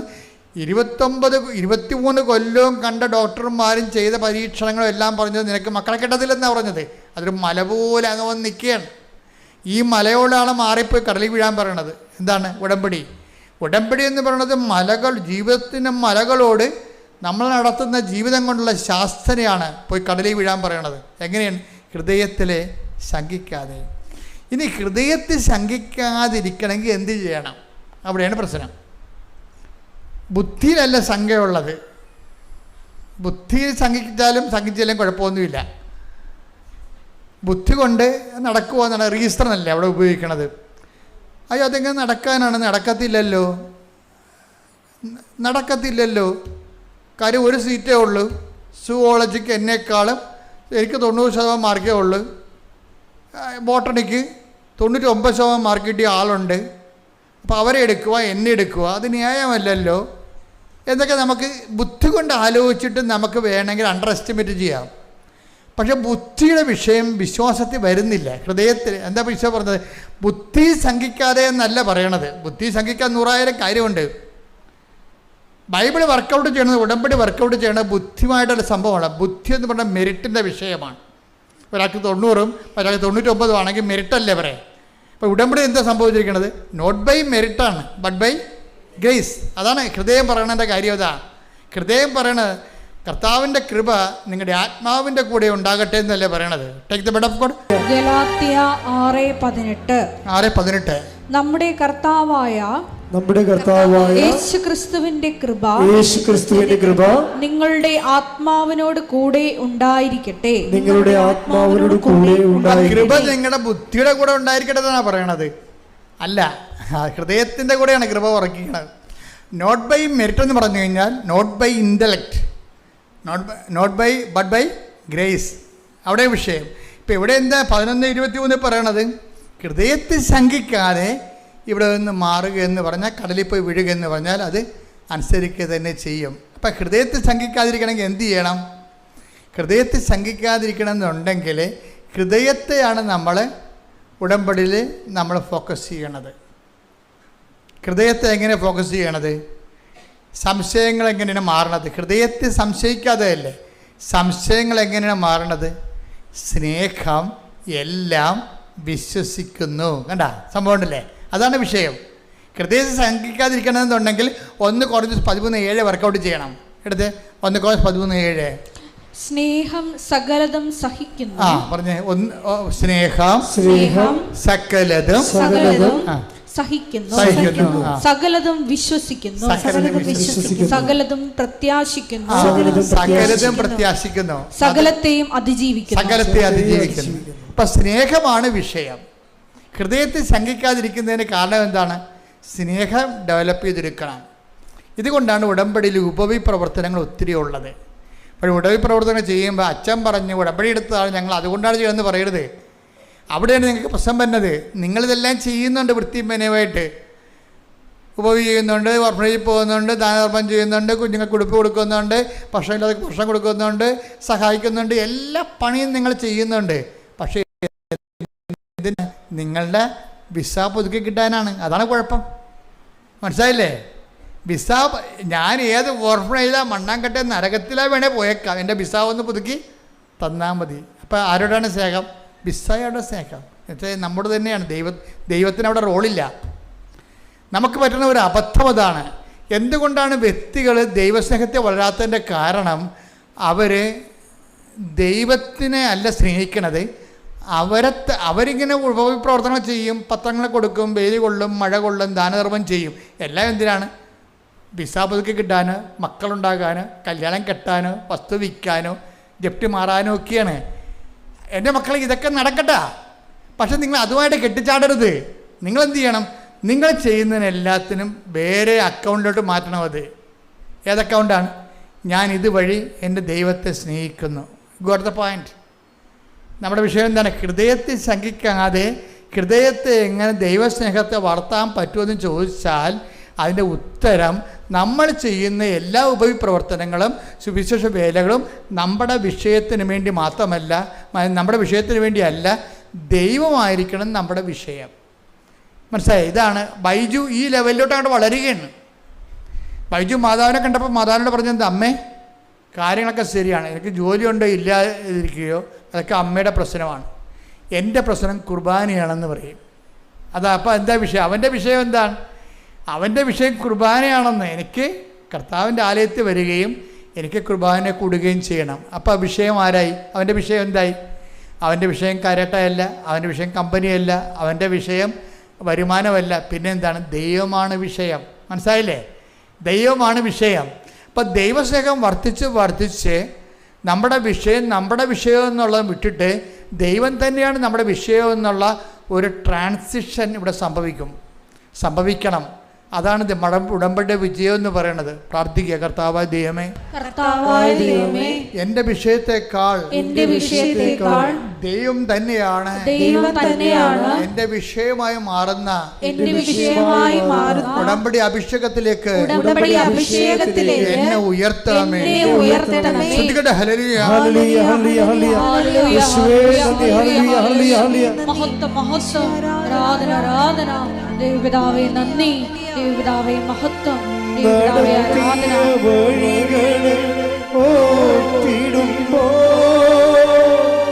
കരുതിയ കരുതൽ നിനച്ചിടുമ്പോ നടത്തിയ വഴികളെ ഓർത്തിടുമ്പോ കരുതിയ കരുതൽ നിനച്ചിടുമ്പോ സ്തുതിക്കുവാനായിരം നാവുപോരായേ എങ്കിലും സ്തുതിക്കും സ്തുതിക്കുവാനായിരം നാവുപോരായേ എങ്കിലും ആവോളം പാരിസ്തുതിക്കും. പരിശുദ്ധ പരമ ദിവ്യകാരുണ്യത്തിന് ആരാധനയും സ്തുതിയും പുകഴ്ചയും ഉണ്ടായിരിക്കട്ടെ. പരിശുദ്ധ പരമ ദിവ്യകാരുണ്യത്തിന് ആരാധനയും സ്തുതിയും പുകഴ്ചയും ഉണ്ടായിരിക്കട്ടെ. ഇപ്പം ഈ മല എന്ന് പറയുന്നത്, ഇപ്പം ഇവൻ്റെ ജോലി കമ്പനി പൂട്ടാൻ പോകുകയല്ലേ. എന്നാ ഇത് പെട്ടെന്ന് സംഭവിക്കുന്ന വിഷയം എന്ന് വെച്ച് കഴിഞ്ഞാൽ, കമ്പനി ഉടനെ അവിടെ ആ കമ്പനിയിൽ പെർമനൻ്റ് സ്റ്റാഫായിട്ടുണ്ടായിരുന്നവരെല്ലാവരെയും വിളിപ്പിക്കും. ഇത് പറയും, ഞങ്ങളുടെ ആ പുതിയ കമ്പനി പൂട്ടുകയാണ്, അതുകൊണ്ട് നിങ്ങൾക്ക് തൊഴിൽ കണ്ടുപിടിക്കണവരെ ഞങ്ങൾ നിങ്ങൾക്കൊരു പാരിതോഷികം തരും, റെമ്യൂണറേഷൻ, നഷ്ടപരിഹാരം. ഞങ്ങളുടെ കമ്പനി പൂട്ടുകയാണ്, അതുകൊണ്ട് നിങ്ങൾക്കൊരു തൊഴിൽ കണ്ടുപിടിക്കണവരെ $30,000 കൊടുത്ത് കമ്പനി. പൈജി പറയണത്, എനിക്ക് തൊഴിലില്ല, പക്ഷേ എനിക്ക് കമ്പനി $30,000 തന്ന്, അതുകൊണ്ട് എനിക്കിന്ന് ജോലി കണ്ടുപിടിക്കണവരെ. അപ്പോൾ അമ്മയോട് പറഞ്ഞു, അമ്മ ഒരു 100 പിള്ളേരെ തരുമെങ്കിൽ ഞാൻ പച്ച പിടിച്ച് പോകുമെന്ന് പറയും. ഉടനെ പിറ്റേ ആഴ്ച 100 പിള്ളേരെ കൊടുത്ത് കരാട്ട ക്ലാസ്സിൽ. അത് ഭയങ്കര രസമാണ്. ആ കമ്മ്യൂണിക്കേഷൻ പോണ രസം കണ്ടില്ലേ. അപ്പോൾ ഈ വിഷയങ്ങൾക്ക് എന്താ ഈശോ പറഞ്ഞത് എന്താ വെച്ചാൽ, ഈ കമ്മ്യൂണിക്കേഷൻ ലെവല് നമ്മുടെ ഭാഗം നമ്മൾ കറക്റ്റ് ചെയ്ത് കഴിഞ്ഞാൽ ഇതൊക്കെ നിങ്ങൾക്ക് ആവശ്യമാണെന്ന് ഈശോ പറഞ്ഞില്ലേ. അതാണ് എൻ്റെ സംഭവം. നമ്മുടെ ആവശ്യങ്ങളാണ് ഇതൊക്കെ. നിങ്ങൾക്ക് ആവശ്യമാണ്. നിങ്ങളുടെ സ്വർഗ്ഗസ്ഥനായ പിതാവ് അറിയാം. പിന്നെ ആദ്യം ദൈവരാജ്യത്തെയും അത് ബൈജു ചെയ്യണത് അതാണ്. ബൈജു എല്ലാം ചെയ്യണത് എന്താണ്? ആദ്യം ദൈവത്തിൻ്റെ കാര്യം. ഇപ്പം നമ്മളെന്താ, നമ്മൾ ദൈവത്തിൻ്റെ കാര്യം പോലും നമ്മുടെ കാര്യം കഴിഞ്ഞിട്ടാണ് കാണുന്നത്. അവിടെയാണ് ഇങ്ങനെ വെള്ളം വന്ന് വള്ളത്തിൻ്റെ അകത്ത് കിടക്കുകയാണ്. അതാണ് മുങ്ങിപ്പോണതേ. നമ്മൾ ആദ്യം നമ്മുടെ കാര്യം പോലും ദൈവത്തിൻ്റെ കാര്യമെന്ന് പറയണത് നമ്മുടെ കാര്യമായിട്ടാണ് ഇരിക്കുന്നത്. നമ്മുടെ കാര്യം താമസിക്കണമെങ്കിൽ നമ്മൾ ഉടമ്പടി പ്രാർത്ഥന ഉഴപ്പും. അതിൻ്റെ അർത്ഥം എന്താണ്? ദൈവത്തിൻ്റെ കാര്യത്തിൽ പ്രാധാന്യമില്ല, നമ്മുടെ വയറ്റിപ്പഴപ്പിന് വേണ്ടിയാണ് കെട്ടിയെടുത്ത് ഇറങ്ങിയിരിക്കണമെന്നുള്ളത് ദൈവത്തിന് മനസ്സിലാകത്തില്ലേ? അതുകൊണ്ടാണ് ഡ്രൈ കവനൻ്റ് ഉണ്ടാകണത്. അപ്പോൾ നിങ്ങളെപ്പോഴും ദൈവമായിരിക്കണം വിഷയം. അതായത് ആദ്യം ചെയ്യേണ്ടത്, നമ്മൾ ഇപ്പോൾ സുവിശേഷത്തിൻ്റെ അകത്ത് ഒരു നല്ലൊരു സർജറി ഉള്ളത് നമുക്കറിയാം. ഈ സർജറി ഓപ്പറേഷൻ നടക്കുന്നത്, സുവിശേഷത്തിൻ്റെ അകത്ത് ഓപ്പറേഷൻ നടക്കുന്നത് ഈ ധാരണകളിലാണ് വരണത്. ധാരണകൾ എപ്പോഴും വരുന്ന ഒരു വിഷയം. നമ്മുടെ ആധ്യാത്മിക ജീവിതം ഇപ്പം മുമ്പ് പറഞ്ഞ പോലെ സംശയം കുറക്കാൻ എന്താ ചെയ്യേണ്ടത്? സ്നേഹം കൂട്ടണം. അതാണ് സംശയം, അല്ലേ? അതാണ് ഹൃദയത്തിൽ ശങ്കിക്കരുതെന്ന് പറയുമ്പോൾ, ഹൃദയത്തിൽ സ്നേഹം എല്ലാം വിശ്വസിക്കുന്നത് കൊണ്ട് തന്നെ വിശ്വാസം വർദ്ധിക്കുമ്പോൾ സംശയം കുറയും. പക്ഷെ അത് സ്നേഹമാണ് അതിൻ്റെ ഏജൻ്റ് എന്ന് പറയണത്. എന്ന് പറഞ്ഞാൽ ചെയ്യണ കാര്യങ്ങളെല്ലാം ദൈവത്തോടുള്ള സ്നേഹത്താലാണ് ചെയ്യേണ്ടതെല്ലാം, അല്ല നമ്മുടെ വിഷയത്തോടുള്ള സ്നേഹത്താലല്ല. ദൈവമായിരിക്കണം നമ്മുടെ വിഷയം. അപ്പം അതുപോലെ തന്നെ ഒരു ഫോർമുലയാണ് നമ്മൾ ജീവിക്കുമ്പോൾ ഈ ധാരണകളെ തിരുത്തണം. ഇപ്പം ധാരണകളില്ലേ എന്ന് വെച്ചാൽ നമ്മുടെ ഉടമ്പടി എപ്പോഴും പെട്ടെന്ന് ബ്രേക്ക് ആകണമെങ്കിൽ ആദ്യം ചെയ്യേണ്ട നടപടി എന്ന് പറഞ്ഞാൽ ധാരണയെ തിരുത്തുകയാണ് ചെയ്യേണ്ടത്. നമുക്ക് ദൈവത്തെക്കുറിച്ചൊരു ധാരണയുണ്ടാവും. ബൈജൂസിനും ഉണ്ടായ ധാരണ. അതാണ് ഈ സഞ്ചാരി മാതാവ് എന്ന് പറഞ്ഞാൽ പുള്ളിയുടെ ധാരണയില്ലാത്തൊരു സാധനമാണ് സഞ്ചാരി മാതാവ്. ആ വലിയമ്മച്ചിയും മക്കളും കൂടി വന്നിട്ട് ഇയാളുടെ ധാരണയെ തിരുത്തി. മാതാവ് കൂടെ വരുമെന്നൊക്കെ പറഞ്ഞപ്പോഴേ ഞെട്ടിപ്പോയി ഇയാൾ. പല മാതാവിനെയും കണ്ടിട്ടുണ്ട്, പക്ഷേ കൂടെ വരുന്ന മാതാവിനെ കണ്ടിട്ടില്ലേ പുള്ളി. അത് ധാരണ തിരുത്തി. അപ്പോൾ ഈ ധാരണയെ തിരുത്തുക എന്നുള്ളത് പരിശുദ്ധ പ്രവർത്തനത്തിൻ്റെ ലക്ഷ്യം തന്നെ അതാണ്. ധാരണയെ തിരുത്തുക എന്നാണ്. അന്ന് വരെ അവലംബം വെച്ചിരിക്കുന്ന എല്ലാത്തിനെയും തിരുത്തുക. എന്നിട്ട് ദൈവത്തെ അനുഭവിപ്പിച്ച് കൊടുക്കാൻ വേണ്ടി മാത്രം നമ്മളുടെ പരിശുദ്ധ പ്രവർത്തനങ്ങളെ ദൈവസ്നേഹത്തിൻ്റെ സാക്ഷിയെപ്പോലെ നമ്മളത് ശുശ്രൂഷിക്കുമ്പോഴാണ് ഫിലിപ്പിയർ 4:6 ഒന്നിനെക്കുറിച്ചും ആകുലരാകേണ്ട. പറഞ്ഞേ. ഒന്നിനെക്കുറിച്ചും ആകുലരാകേണ്ട. പ്രാർത്ഥനയിലൂടെയും അപേക്ഷയിലൂടെയും കൃതജ്ഞതാസ്തോത്രങ്ങളോടെ നിങ്ങളുടെ യാചനകൾ ദൈവസന്നിധിയിൽ അർപ്പിക്കുവിൻ. അപ്പോൾ നമ്മുടെ എല്ലാ ധാരണയെയും അതിലംഘിക്കുന്ന ദൈവത്തിന്റെ സമാധാനം നിങ്ങളുടെ ഹൃദയങ്ങളെയും ചിന്തകളെയും യേശുക്രിസ്തുവിൽ കാത്തുകൊള്ളും. അപ്പോൾ ഈ ധാരണകളെ അതിലംഘിക്കുന്ന ഒരു സിറ്റുവേഷൻ ഉണ്ട്, ഒരു സാധ്യതയുണ്ട്. എപ്പോഴും ഉടമ്പടി ബ്രേക്ക് ആകണത് നമ്മുടെ ധാരണകളെ ചേഞ്ച് ആക്കുമ്പോഴാണ്. ഒന്ന് അത് അങ്ങോട്ടും ഇങ്ങോട്ടുമുള്ള ബയലാറ്ററലായിട്ടുള്ള ഒരു പ്രോസസ്സിങ് ആണത്. അതായത് നമ്മൾ ഉടമ്പടിയിലൂടെ ദൈവത്തിനെക്കുറിച്ചുള്ള നമ്മുടെ ധാരണകൾ നമ്മൾ തിരുത്തുന്നുണ്ട്. പിന്നെന്താണ്? ദൈവത്തിന് നമ്മളെക്കുറിച്ചൊരു ധാരണയുണ്ട്, അതാണ് ആദ്യം തിരുത്തേണ്ടത്. ദൈവത്തിന് നമ്മളെക്കുറിച്ച് ഒരു ധാരണയുണ്ടല്ലോ, അതല്ലേ? അപ്പോൾ ദൈവത്തിന് നിങ്ങൾ ഉടമ്പടി ഇടുമ്പോൾ തന്നെ അറിയാം, ഈ മുതൽ ഏത് ഉടമ്പടി ഇട്ടാലും ശങ്കരൻ തെങ്ങ തന്നെയാണ്. പണ്ടത്തെ പരിപാടി തന്നെ കൈയിരിക്കണത്, മാറ്റമൊന്നുമില്ല. ഇപ്പോൾ ബൈജു തന്നെ പറയുന്നുണ്ട്, എന്നാ കുന്തമായാലും 90 ദിവസമല്ലേ ഉള്ളെന്ന്. ബൈജു അവസാനം ആദ്യം ഉടമ്പടി ചെയ്യണമെങ്കിലെന്ന് അറിയാവാ, എന്ത് കുന്തമായാലും ശരി 90 ദിവസം മതിയല്ല, സഹിച്ചാൽ മതിയല്ല എന്ന്. 90 ദിവസം, അതാണ് ഒരു ധാരണ എന്ന് പറയണത്. പക്ഷേ ഇപ്പോഴെന്ത്, ആ 90 ദിവസത്തിന് സഹിച്ചാൽ മതിയല്ലോ എന്ന് പറഞ്ഞ് എണ്ണിപ്പറയ്ക്ക് 90 ദിവസക്കാരുന്ന ആളിപ്പോൾ 2 കൊല്ലം കഴിഞ്ഞു ഉടമ്പടി ജീവിക്കുകയാണ്. അപ്പം ദൈവത്തിന് നമ്മളെക്കുറിച്ചുള്ള ധാരണ തിരുത്തണം. കാര്യം എന്താണ്? അത് ഭയങ്കര സീരിയസ് ആയിട്ടുള്ള വിഷയമാണ്. നമുക്ക് ദൈവത്തെക്കുറിച്ചുള്ള ധാരണയും തിരുത്തണം. ദൈവത്തിന് നമ്മളെക്കുറിച്ച് ഇപ്പോൾ തന്നെ ബൈജു ആ ഫിലിപ്പിനോയുടെ പറഞ്ഞാൽ അത് വേസ്റ്റ് ജന്മമാണെന്ന് പറഞ്ഞില്ലേ? ഫിലിപ്പിനോ വേസ്റ്റ് ജന്മമാണ്. അപ്പം ദൈവത്തിനത് ഇഷ്ടപ്പെട്ടില്ല. ബൈജുവിനെപ്പോലെ ഒരാളിൽ നിന്ന് അത് ദൈവം പ്രതീക്ഷിക്കണില്ല. അതാണ് പറഞ്ഞത്. വല്ല പേപ്പട്ടികളെ വല്ലയിടത്തും കിടന്ന് കുരയ്ക്കുകയോ അങ്ങോട്ടും ഇങ്ങോട്ടും കുത്തിമറിയുകയും ചെയ്യണത്. പക്ഷേ ദൈവമായി തന്നെ അത് പറ്റത്തില്ല. അതുകൊണ്ട് ഫിലിപ്പിനോയെ അങ്ങനെ പറഞ്ഞത് ദൈവത്തിന് ഇഷ്ടപ്പെട്ടില്ല. അതുകൊണ്ട് വൈകുന്നേരം പോയ ആ മനുഷ്യൻ മനസ്തപിച്ചിട്ട് പറഞ്ഞു, ഇനി ഞാൻ പറയത്തില്ല, ശ്രദ്ധിച്ചോളാം എന്ന് പറഞ്ഞു, പട്ടാങ്ങി പറഞ്ഞു. അതാണ് അപ്പം ബൈജനെക്കുറിച്ചുള്ള ധാരണ ദൈവത്തിന് ചേഞ്ചായി. അതുപോലെ തന്നെ നമുക്ക് ദൈവത്തെക്കുറിച്ചുള്ള ധാരണയില്ലേ, അതും മാറ്റണം.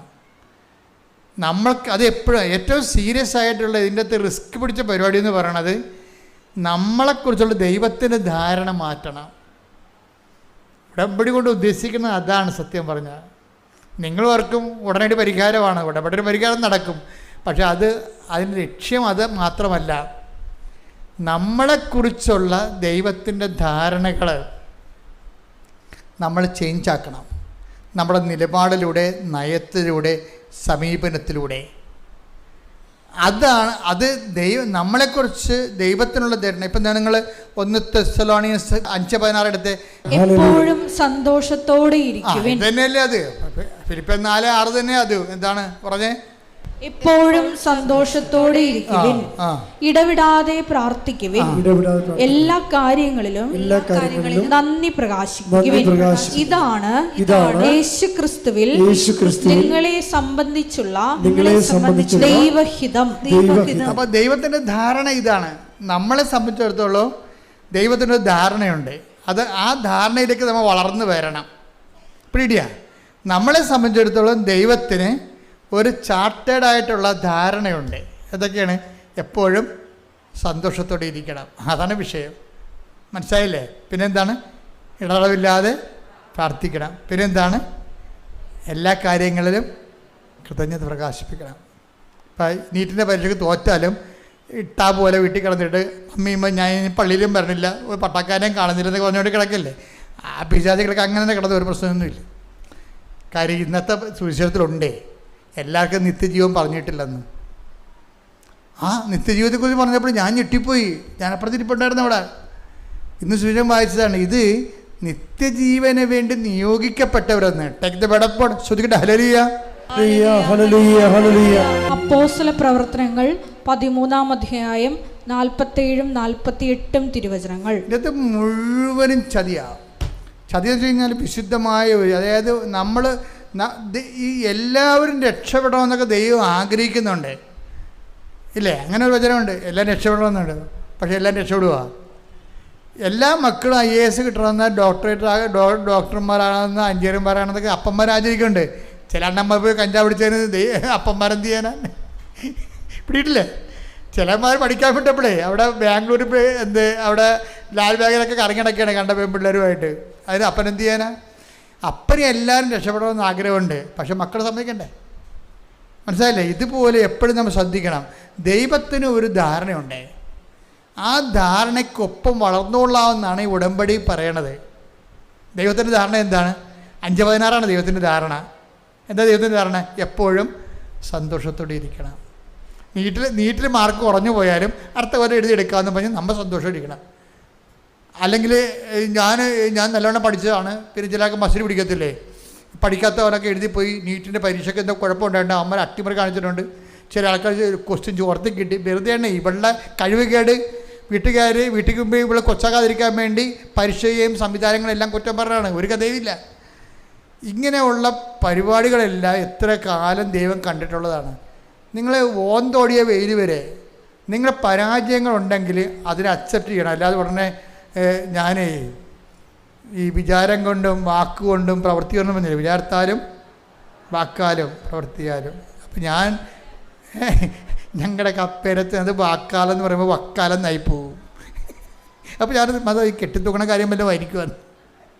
അതെന്താ പ്രശ്നം എന്ന് വെച്ച് കഴിഞ്ഞാൽ, എന്താ പ്രോബ്ലം എന്ന് വെച്ച് കഴിഞ്ഞാൽ, ചില ആൾക്കാർക്ക് ചില വിഷയങ്ങൾക്ക് വരുമ്പോൾ ഉടനെ ചത്ത് കളയാൻ തീരുമാനിക്കും. പരീക്ഷയ്ക്ക് ഒന്നും ഉണ്ടാകത്തില്ലേ?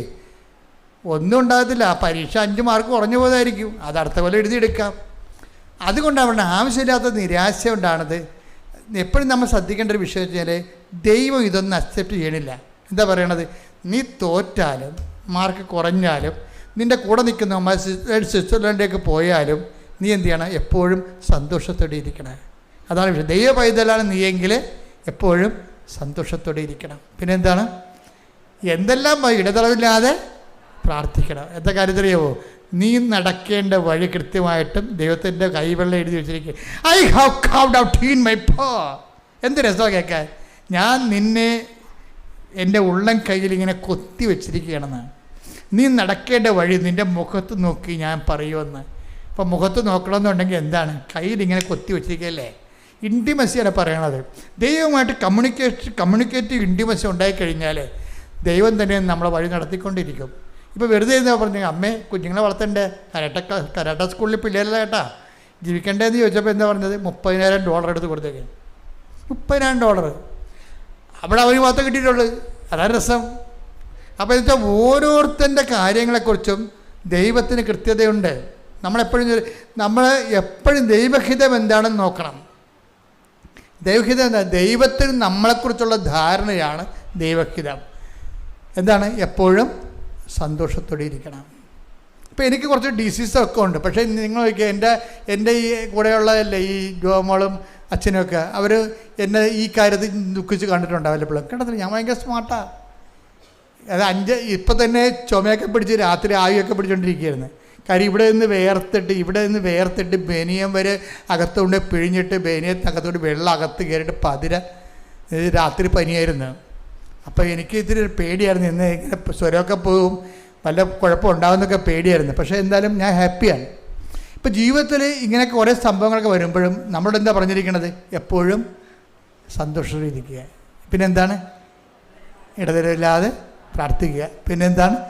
എല്ലാ കാര്യങ്ങളെ ഓർത്തുകൊണ്ടും. അല്ലാതെ നിനക്ക് വിജയം തരുന്ന കാര്യം മാത്രമല്ല, എല്ലാവർക്കും വിജയം തരുന്ന കാര്യം മാത്രമല്ല, എല്ലാ കാര്യങ്ങളെ ഓർത്തുകൊണ്ടും നന്ദി പറയണം. ഞാൻ അതായത് എപ്പോഴും എൻ്റെ പ്രശ്നം വെച്ചാൽ, ഞാൻ സെമിനാരി പഠിക്കുന്ന കാലത്ത് 2 മാസമൊക്കെ രാത്രി കിടന്ന് കരയുമായിരുന്നു. 2 മാസം. അതിൻ്റെ കാര്യം വെച്ചാൽ എനിക്ക് എൻ്റെ അപ്പൻ, ഞാൻ 10ാം ക്ലാസ്സിൽ പഠിക്കുമ്പോഴാണ് മരിച്ചുപോയത്. അപ്പോൾ എനിക്ക് വേണ്ടി ആ 10ാം ക്ലാസ്സിൽ പിരിയണ സമയത്ത്, മോഡൽ എക്സാം സമയത്ത് ഓട്ടോഗ്രാഫ് വാങ്ങിക്കണം. അപ്പം അപ്പൻ ഭയങ്കര കൃഷിക്കാരനാണ്. അപ്പോൾ തന്നെത്താൻ തന്നെ ഒരു കൊല വെട്ടിയെടുത്ത് തോളെ വെച്ചുകൊണ്ട് കടയിൽ പോയി അത് കൊടുത്തിട്ട് എനിക്ക് ഓട്ടോഗ്രാഫ് മേടിച്ചുകൊണ്ട് വന്ന്, അതെനിക്ക് ഓർത്ത് സഹിക്കാൻ പറ്റുന്നില്ല. ആ അപ്പനാണ് 10ാം ക്ലാസ്സിലെ പരീക്ഷയ്ക്ക് മരിച്ചു പോയത്.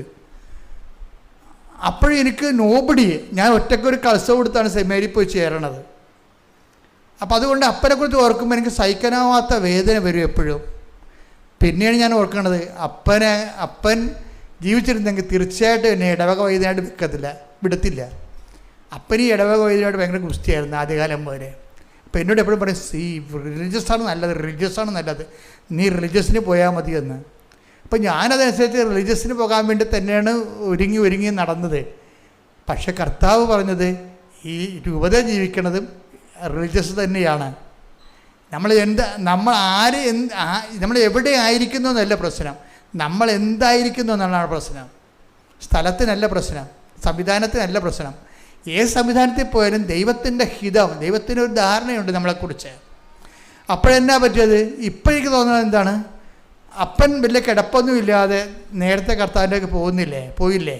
അന്ന് എനിക്കത് മനസ്സിലായില്ലേ, ഇന്ന് എനിക്കത് മനസ്സിലായി. അപ്പോൾ എന്താണ്? എല്ലാ കാര്യങ്ങൾക്കും കൃതജ്ഞത പ്രകാശിപ്പിക്കുകയും. ദൈവപൈതൽ അങ്ങനെയാണ് ചെയ്യണത്. അല്ലാതെ ദൈവം എന്നോട് ചെയ്തത് എല്ലാവർക്കും ഭർത്താവുണ്ടല്ലോ, എല്ലാ പെണ്ണുങ്ങളും കല്യാണം കഴിച്ചൊക്കെ പെറ്റല്ല, പിള്ളേരെ കൊണ്ട് നടക്കണ്ടല്ലോ, എനിക്ക് മാത്രം ഒരു കുഞ്ഞിക്കാരെ കാണാൻ പറ്റില്ല, നിനക്ക് ഈ പട്ടി കാറവരെ കാറിക്കൊണ്ട് നടക്കത്തിരിക്കലും. അതൊന്നും പ്രാർത്ഥനയല്ല ശരിക്കും പറഞ്ഞാൽ. എന്താണ്? അങ്ങനെ ഒരു സിറ്റുവേഷനിലാണെങ്കിൽ പോലും നീ ദൈവദിവസത്തിന് വരുമ്പോൾ എന്താണ്? എപ്പോഴും സന്തോഷത്തിലേക്ക്. എന്താണ് കാര്യം? ഈ ഒരു അവസ്ഥയിൽ തന്നെ ഇതിൻ്റെ കറസ്പോണ്ടിങ് അനോയിൻറ്റിങ് ഉണ്ട്. ഈ ഒരു അവസ്ഥയിൽ ഇപ്പം നിനക്ക് മക്കളില്ല, അത് വിചാരിച്ചോ? മക്കളെ കിട്ടുമായിരിക്കും, ചിലപ്പോൾ കിട്ടത്തില്ല. പക്ഷേ ഇവിടുത്തെ എന്ന് പറയുമ്പോൾ മാക്സിമം ഈ 90% കിട്ടണ കേസേ ഇവിടെ ഉള്ളൂ. കിട്ടാത്ത കേസ് അപൂർവമാണ്. പക്ഷേ എന്നാലും കർത്താവിൻ്റെ നിലപാടെന്താണ്? ധാരണ എന്താണ്? നീ എപ്പോഴും സന്തോഷത്തോടെ ഇരിക്കാൻ. അതാണ് വിഷയം. ആ പഴയ കാലങ്ങൾ ഓർത്തിട്ട്, അയ്യോ ഞാനന്ന് പറഞ്ഞതാണ്, എന്നൊക്കെ കാനഡയിൽ വിടാൻ പറഞ്ഞതാണ്, ഞാനിപ്പോൾ എവിടെ ഇരിക്കേണ്ടതാണ് എന്ന് പറഞ്ഞുകൊണ്ട് എപ്പോഴും അമ്മനെ ചത്തുപോയ അമ്മനെ മുഴുവൻ പ്രായിക്കൊണ്ട് നടക്കണ കുറേ തലതെറിച്ച പിശാചുക്കളുണ്ട്. ആ ചാപ്റ്റർ എല്ലാം ക്ലോസ് ചെയ്യണം. കഴിഞ്ഞ കാലങ്ങളിൽ സംഭവിച്ച വിഷയങ്ങൾ എൻ്റെ കർത്താവ് ഒന്നും സംഭവിച്ചിട്ടില്ല. നിന്നെക്കുറിച്ച് ഇതാണ് ദൈവഹിതം എന്നുണ്ടെങ്കിൽ ആ ദൈവഹിതം അക്സെപ്റ്റ് ചെയ്തിട്ട് നീ സന്തോഷമായിട്ടിരിക്കണം. എപ്പോഴും എന്താ സൗജന്യം? എന്താണ്? എപ്പോഴും സന്തോഷിച്ചിരിക്കുക. വിശുദ്ധ ജീവിതം എന്ന് പറഞ്ഞാൽ ആത്മാവിലുള്ള ജീവിതമല്ലേ. അവിടെയാണ് എന്താ പ്രശ്നം? നമ്മളെ എന്ത് കിട്ടിയാലും പോയാലും നമ്മളെപ്പോഴും പറയുമ്പോൾ മറ്റതാണ് ശരി എന്ന് പറയുമ്പോൾ എപ്പോഴും നമ്മൾ ചില വീഡിയോ നമ്മൾ കണ്ടിട്ടില്ലേ, ചില പട്ടികളെ, കൊച്ചു പട്ടിനെയും വലിയ പട്ടിനെയും കൂടി ജയമാനം വരെ നിർത്തിയിട്ട് എന്ത് ചെയ്യുമെന്ന് വെച്ച് കഴിഞ്ഞാൽ ഈ പട്ടി ഭക്ഷണം കഴിക്കുന്ന സമയത്ത് ആ മറ്റേ പട്ടിയുടെ പാത്രത്തിൽ എന്തൊക്കെയാണ് കിട്ടണമെന്ന് നോക്കിക്കൊണ്ടിരിക്കും പട്ടി. എന്നിട്ട് കിടന്ന് എന്ന് കരയ്ക്കും. എന്ന് പറഞ്ഞ പോലെ തന്നെ മറ്റുള്ളവർക്ക് എന്ത് കിട്ടിയെന്നുള്ളത് നമ്മുടെ സബ്ജക്റ്റ് അല്ല. മനസ്സിലായില്ലേ? മറ്റുള്ളവർ എവിടെ പോയെന്നുള്ളത് നമ്മുടെ സബ്ജക്റ്റ് അല്ല. എപ്പോഴും ഓർത്തേക്കണം, മറ്റുള്ളവർ എവിടെ പോയാലും നിന്നാലും വന്നാലും പോയാലും നീ ദൈവത്തിൻ്റെ കൂടെ ഉണ്ടോ ഇല്ലേ എന്ന് മാത്രം നോക്കിയാൽ മതി. അങ്ങനെ ചിന്തിച്ചാൽ നിനക്ക് സന്തോഷമാകുന്നതിന് കുഴപ്പമില്ല. എന്താ കാര്യം? കർത്താവിൻ്റെ വചനം തെറ്റത്തില്ല. എന്താണ്? എപ്പോഴും സന്തോഷിച്ചിരിക്കുക. പിന്നെന്താണ്? ഇടറവില്ലാതെ പ്രാർത്ഥിക്കുക. പിന്നെന്താണ്? എല്ലാ കാര്യങ്ങളും കൃതജ്ഞ. അപ്പോൾ അതാണ് ദൈവത്തിന് നമ്മളെക്കുറിച്ചുള്ള ധാരണ. ആ ധാരണയിലേക്കാണ് നമ്മൾ ആധ്യാത്മിക ജീവിതം തുഴഞ്ഞെത്തേണ്ടത്. അച്ഛൻ പറഞ്ഞ മനസ്സിലായില്ലേ? അതിനുവേണ്ടി നിങ്ങൾ പ്രാർത്ഥിക്കണം. കർത്താവേ, എന്നെക്കുറിച്ചുള്ള നിൻ്റെ ധാരണയിലേക്ക് ആധ്യാത്മിക തുഴഞ്ഞെത്താൻ എന്നെ സഹായിക്കണമേ. പിതാവിൻ്റെയും പുത്രൻ്റെയും പരിശുദ്ധാത്മാവിൻ്റെയും നാമത്തിൽ ആമേൻ. എഴുന്നേൽക്കുക.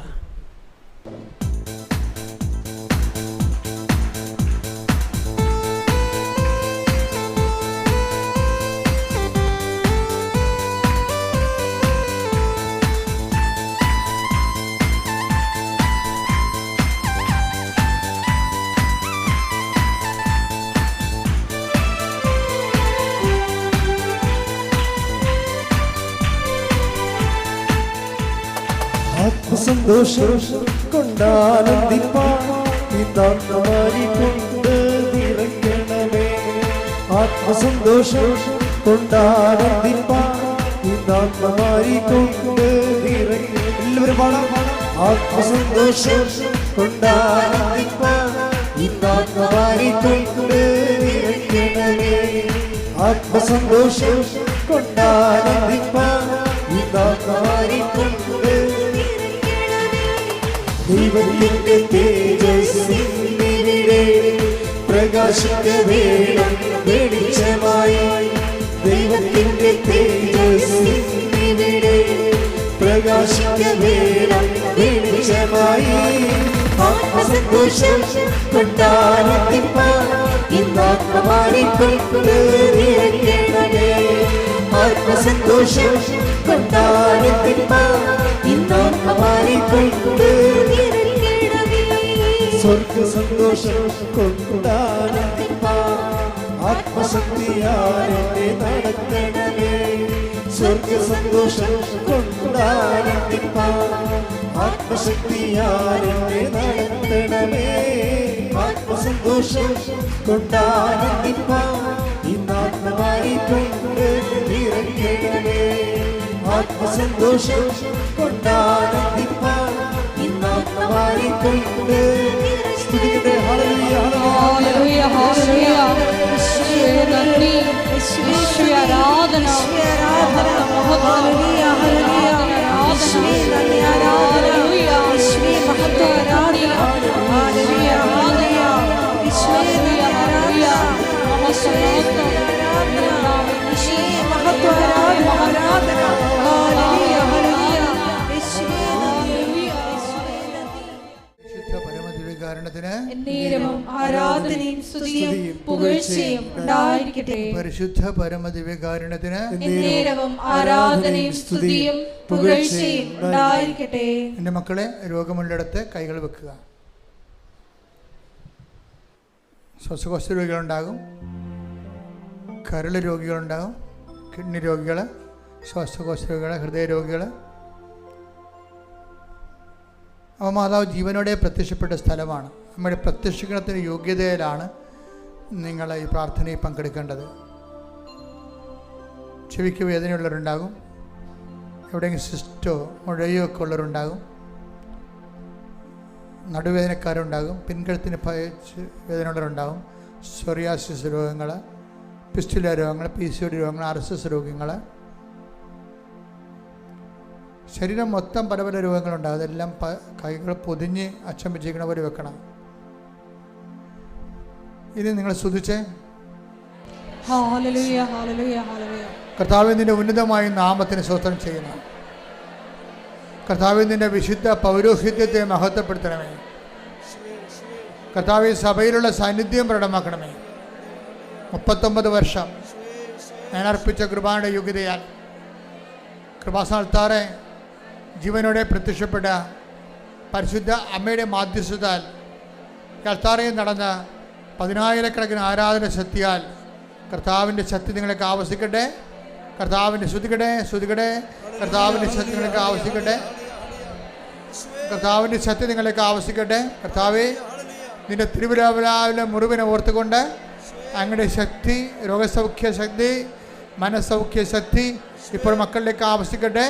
അങ്ങയുടെ അവകാശവും ഓഹരിയുമായ തിരുസഭയോട് നീ കാരുണ്യം കാണിക്കണമേ. ഇവിടെ തീർത്ഥാടനത്തിൽ പ്രാർത്ഥിക്കുന്നവർ, വീട്ടിലിരുന്ന് ഓൺലൈനിൽ പ്രാർത്ഥിക്കുന്നവരുടെ മേലും കർത്താവിൻ്റെ ശക്തി ഒഴുകട്ടെ. മാരകരോഗങ്ങൾ, തീരാവ്യാധികൾ, മൂക്കിൽ ദശ വളരുന്ന അവസ്ഥകൾ, കണ്ണിന് കാഴ്ചക്കുറവുള്ള അവസ്ഥകൾ, ചെവിക്ക് കേൾവിക്കുറവുള്ള അവസ്ഥകൾ, മെനിഞ്ചൈറ്റിസ് പോലുള്ള രോഗങ്ങൾ, അതുപോലെ തന്നെ മാറാത്ത തലവേദനകൾ, അതിൻ്റെ മൂലകാരണങ്ങൾ, അടിമുഴക്കം പോലെ അടിപ്പിണർ പോലെ കർത്താവിൻ്റെ ശക്തി യേശുവിന്റെ നാമത്തിൽ സൗഖ്യം പ്രാപിക്കട്ടെ. ശ്രുതിക്കട്ടെ. ഹല്ലേലൂയ ഹല്ലേലൂയ ഹല്ലേലൂയ. സുഖപ്പെട്ടുകൊണ്ട് നാമത്തെ ആരാധനയിലൂടെ വീണ്ടും വീണ്ടും മഹത്വപ്പെടുത്തണമേ. ഹല്ലേലൂയ. യേശുവേ നന്ദി, യേശുവേ ആരാധന. വരേണമേ, എന്നിൽ നിറയണമേ. വരേണമേ, സൗഖ്യം നൽകണമേ. വരേണമേ, എന്നിൽ നിറയണമേ. വരേണമേ, സൗഖ്യം നൽകണമേ. എൻ്റെ മക്കളുടെ വിവിധ പരീക്ഷകൾ എഴുതിയ മക്കളുണ്ട്. റിസൾട്ട് വെയിറ്റ് ചെയ്യുന്നവർ, അവർ ഉടമ്പടി എടുത്തിരിക്കുന്നത് തന്നെ അവർ ആ പരീക്ഷയുടെ വിഷയം ഉടമ്പടി വെച്ചപ്പോൾ തന്നെ ദൈവത്തിന് അറിയാം. എന്താണ് അറിയാവുന്നത്? നിങ്ങളുടെ കഴിവിലല്ല നിങ്ങൾ ആശ്രയിക്കുന്നത്, കർത്താവിൻ്റെ കൃപയിലാണെന്ന്. അതുകൊണ്ട് തന്നെ ജയിക്കാനും ഉന്നതമായ മാർക്ക് മേടിക്കാനും നിങ്ങൾക്ക് അവകാശമുണ്ട്. എന്താ കാര്യം? നിങ്ങളുടെ കഴിവിനേക്കാൾ ഉപരി ദൈവത്തിൻ്റെ കൃപയെ വിശ്വസിക്കുന്നത് കൊണ്ടാണ് അത് ഉടമ്പടിയാക്കി മാറ്റിയിരിക്കുന്നത്. ആ ഉടമ്പടി എടുത്തിരിക്കുന്ന മക്കളെല്ലാം അവിടെ മേലെല്ലാം കർത്താവിൻ്റെ കൃപ ആവശ്യിക്കുന്നതിന് വേണ്ടി ശ്രുതികട്ടെ. ഹല്ലേലൂയ ഹല്ലേലൂയ ഹല്ലേലൂയ ഹല്ലേലൂയ ഹല്ലേലൂയ. മഹത്വം മഹത്വം, ആരാധന ആരാധന. ഹല്ലേലൂയ ഹല്ലേലൂയ. നാഥാ വരണമേ, വരേണമേ, എന്നിൽ നിറയണമേ. വരേണമേ, സൗഖ്യം നൽകണമേ. വരേണമേ, എന്നിൽ നിറയണമേ. വരേണമേ, സൗഖ്യം നൽകണമേ. പ്രത്യേക മാനസിക അവസ്ഥയിൽ, വൈകാരിക അവസ്ഥയിൽ ഈ ദുരന്തപരമായ അവസ്ഥയിൽ നിന്ന് 1 ഇഞ്ച് മുന്നോട്ട് പോകാൻ പറ്റണില്ലെന്ന് കണ്ണീരോടെ പ്രാർത്ഥിക്കുന്നവരുണ്ട്. ചിലപ്പോൾ സാമ്പത്തികമായ കടങ്ങളായിരിക്കാം, ചിലപ്പോൾ വിവാഹം ഒത്തുവരാതെ വീട്ടിൽ നിന്ന് എല്ലാവർക്കും വേണ്ടി കഴുകിയ അവസാനം നമുക്ക് ജീവിതമല്ലാത്ത രീതിയിൽ എല്ലാവരും നമ്മൾ പലതരത്തിൽ സമ്മർദ്ദപ്പെടുന്ന അവസ്ഥയാകാം. ഈ നരകത്തിൽ നിന്ന് എവിടെയെങ്കിലും പോയി രക്ഷപ്പെട്ടാൽ മതി എന്ന് ഓർത്ത് രാവിലും പകലും കണ്ണീര് കുടിക്കുന്ന വ്യക്തിയാകാം നീ. അപ്പം അങ്ങനെ എല്ലാവരുടെ വേദനകളെ ഇപ്പോൾ ആൾത്താറെ വെക്കുകയാണ്. പരിശുദ്ധമ്മയുടെ പ്രത്യക്ഷീകരണത്തിൻ്റെ ശക്തിയിൽ നിങ്ങളുടെ എല്ലാ വിഷമങ്ങളും, ജോലിയില്ലാത്തവരുണ്ട്, വീടില്ലാത്തവരുണ്ട്, വഴിയില്ലാത്തവരുണ്ട്, അതുപോലെ തന്നെ ആരും സഹായിക്കാനില്ലാത്തവരുണ്ട്. ഒരു കാര്യം വന്നാൽ പോലും തിരക്കാനോ ചോദിക്കാനോ പറയാനോ കൂടെ വരാനോ പോകാനോ ആരും ഇല്ലാത്തവരുണ്ട്. അവിടെ മേലെല്ലാം ദൈവത്തിൻ്റെ കരുണയ്ക്ക് വേണ്ടി ഇടി മുഴക്കം പോലെ ശ്രദ്ധിക്കട്ടെ.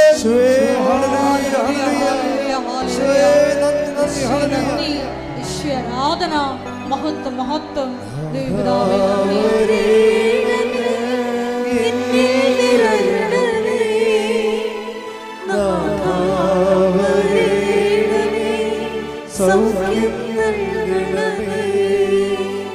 പരിശുദ്ധ പരമദിവ്യകാരുണ്യത്തിന് നേരവും ആരാധനയും സ്തുതിയും പുകഴ്ചയും ഉണ്ടായിരിക്കട്ടെ.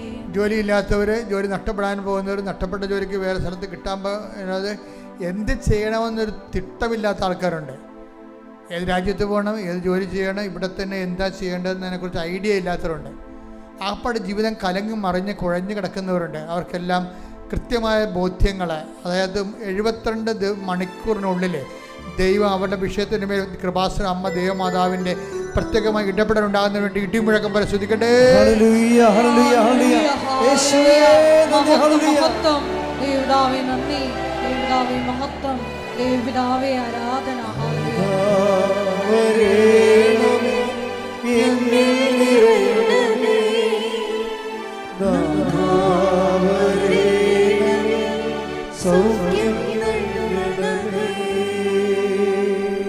എപ്പോഴാണ് ഈ പ്രാർത്ഥന കൂടാൻ ഇടയിൽ വരണത്? ചിലപ്പോൾ 2 കൊല്ലം കഴിഞ്ഞായിരിക്കും ചില ആൾക്കാർ ഈ പ്രാർത്ഥന കൂടുന്നത്. അപ്പോൾ അവരുടെ വിഷയത്തിന് മേൽ 72 മണിക്കൂറിനുള്ളിൽ ആ വിഷയത്തിന് ദൈവം തീരുമാനം ഉണ്ടാക്കും.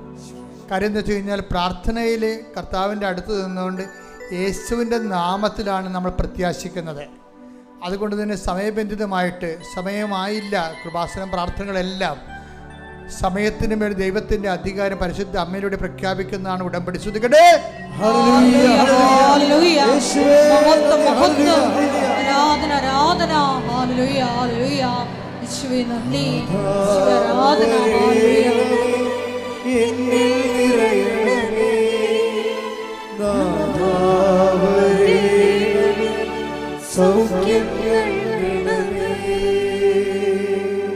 വഴക്കുള്ള കുടുംബങ്ങള്, എപ്പോഴും കശപിശയും വർത്തമാന പിശകുകളും, സ്നേഹം തണുത്തുപോയ കുടുംബങ്ങൾ, ആരുടെ കാര്യം താല്പര്യമില്ല, എവിടെയെങ്കിലും പോയി തൊലയെന്നുള്ള രീതിയിൽ, വല്ലാത്ത രീതിയിൽ വഴിയമ്പലത്തിൽ താമസിക്കുന്ന ഗതികെട്ട അവസ്ഥയിൽ ജീവിക്കുന്നവർ, അവിടെ മേലെല്ലാം ദൈവത്തിൻ്റെ കൃപയുണ്ടാകുന്നതിന് വേണ്ടിയും പുതിയൊരു ജീവിത ക്രമീകരണം ഉണ്ടാകാൻ വേണ്ടിയും പരിശുദ്ധ ദേവമാതാവിൻ്റെ മാധ്യസ്ഥത്തിൽ അവിടെ മേലെ ദൈവത്തിനൊക്കെ ശക്തി ഉണ്ടാകട്ടെ, അവരുടെ ദൈവത്തിൻ്റെ ദിശാബോധം ഉണ്ടാകട്ടെ. ശ്രുതികട്ടെ. ഹല്ലേലൂയ.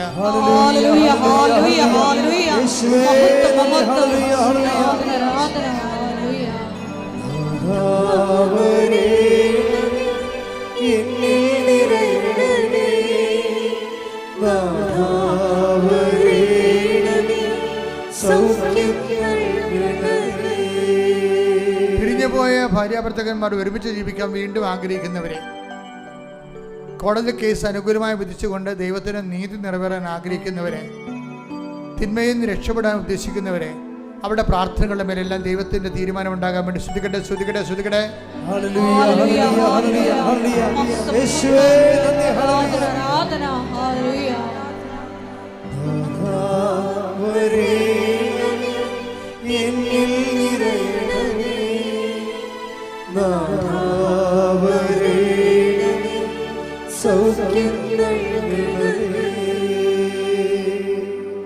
മുട്ടനിക്കുക. രേഖാമൂലമായ തടസ്സങ്ങൾ, രേഖകൾ കാണാതെ പോയത്, രേഖ നഷ്ടപ്പെട്ടത്, ചില രേഖകളെ പിടിച്ചു വച്ചിരിക്കുന്നത്, ആ മേഖലകളെല്ലാം മൗനമായി പ്രാർത്ഥിക്കേണ്ട സമയമാണിത്.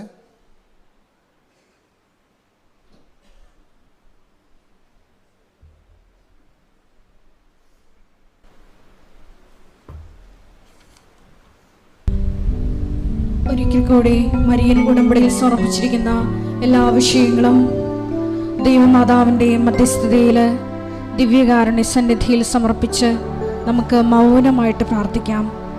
ഹൃദയത്തിൽ ശങ്കിക്കാതെ ഈ മലയോട് കടലിൽ ചെന്ന് വീഴുക എന്ന് പറഞ്ഞാൽ അത് സംഭവിക്കുക തന്നെ ചെയ്യുമെന്ന് തിരുവചനത്തിലൂടെ നീ ഞങ്ങൾക്ക് ബോധ്യപ്പെടുത്തി തരികയായിരുന്നു.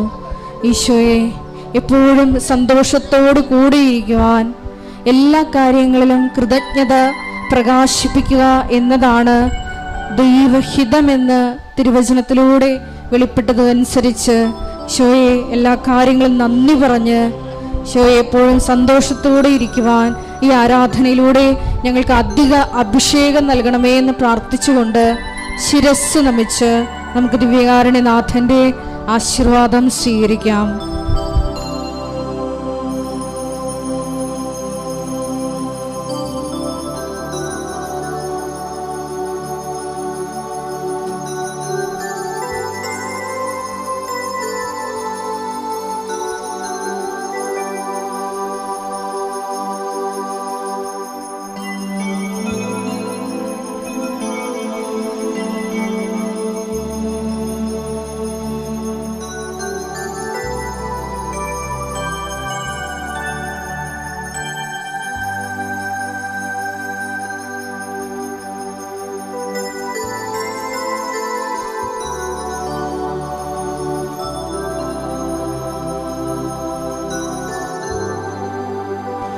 പരിശുദ്ധ പരമ ദിവ്യകാരുണ്യമേ,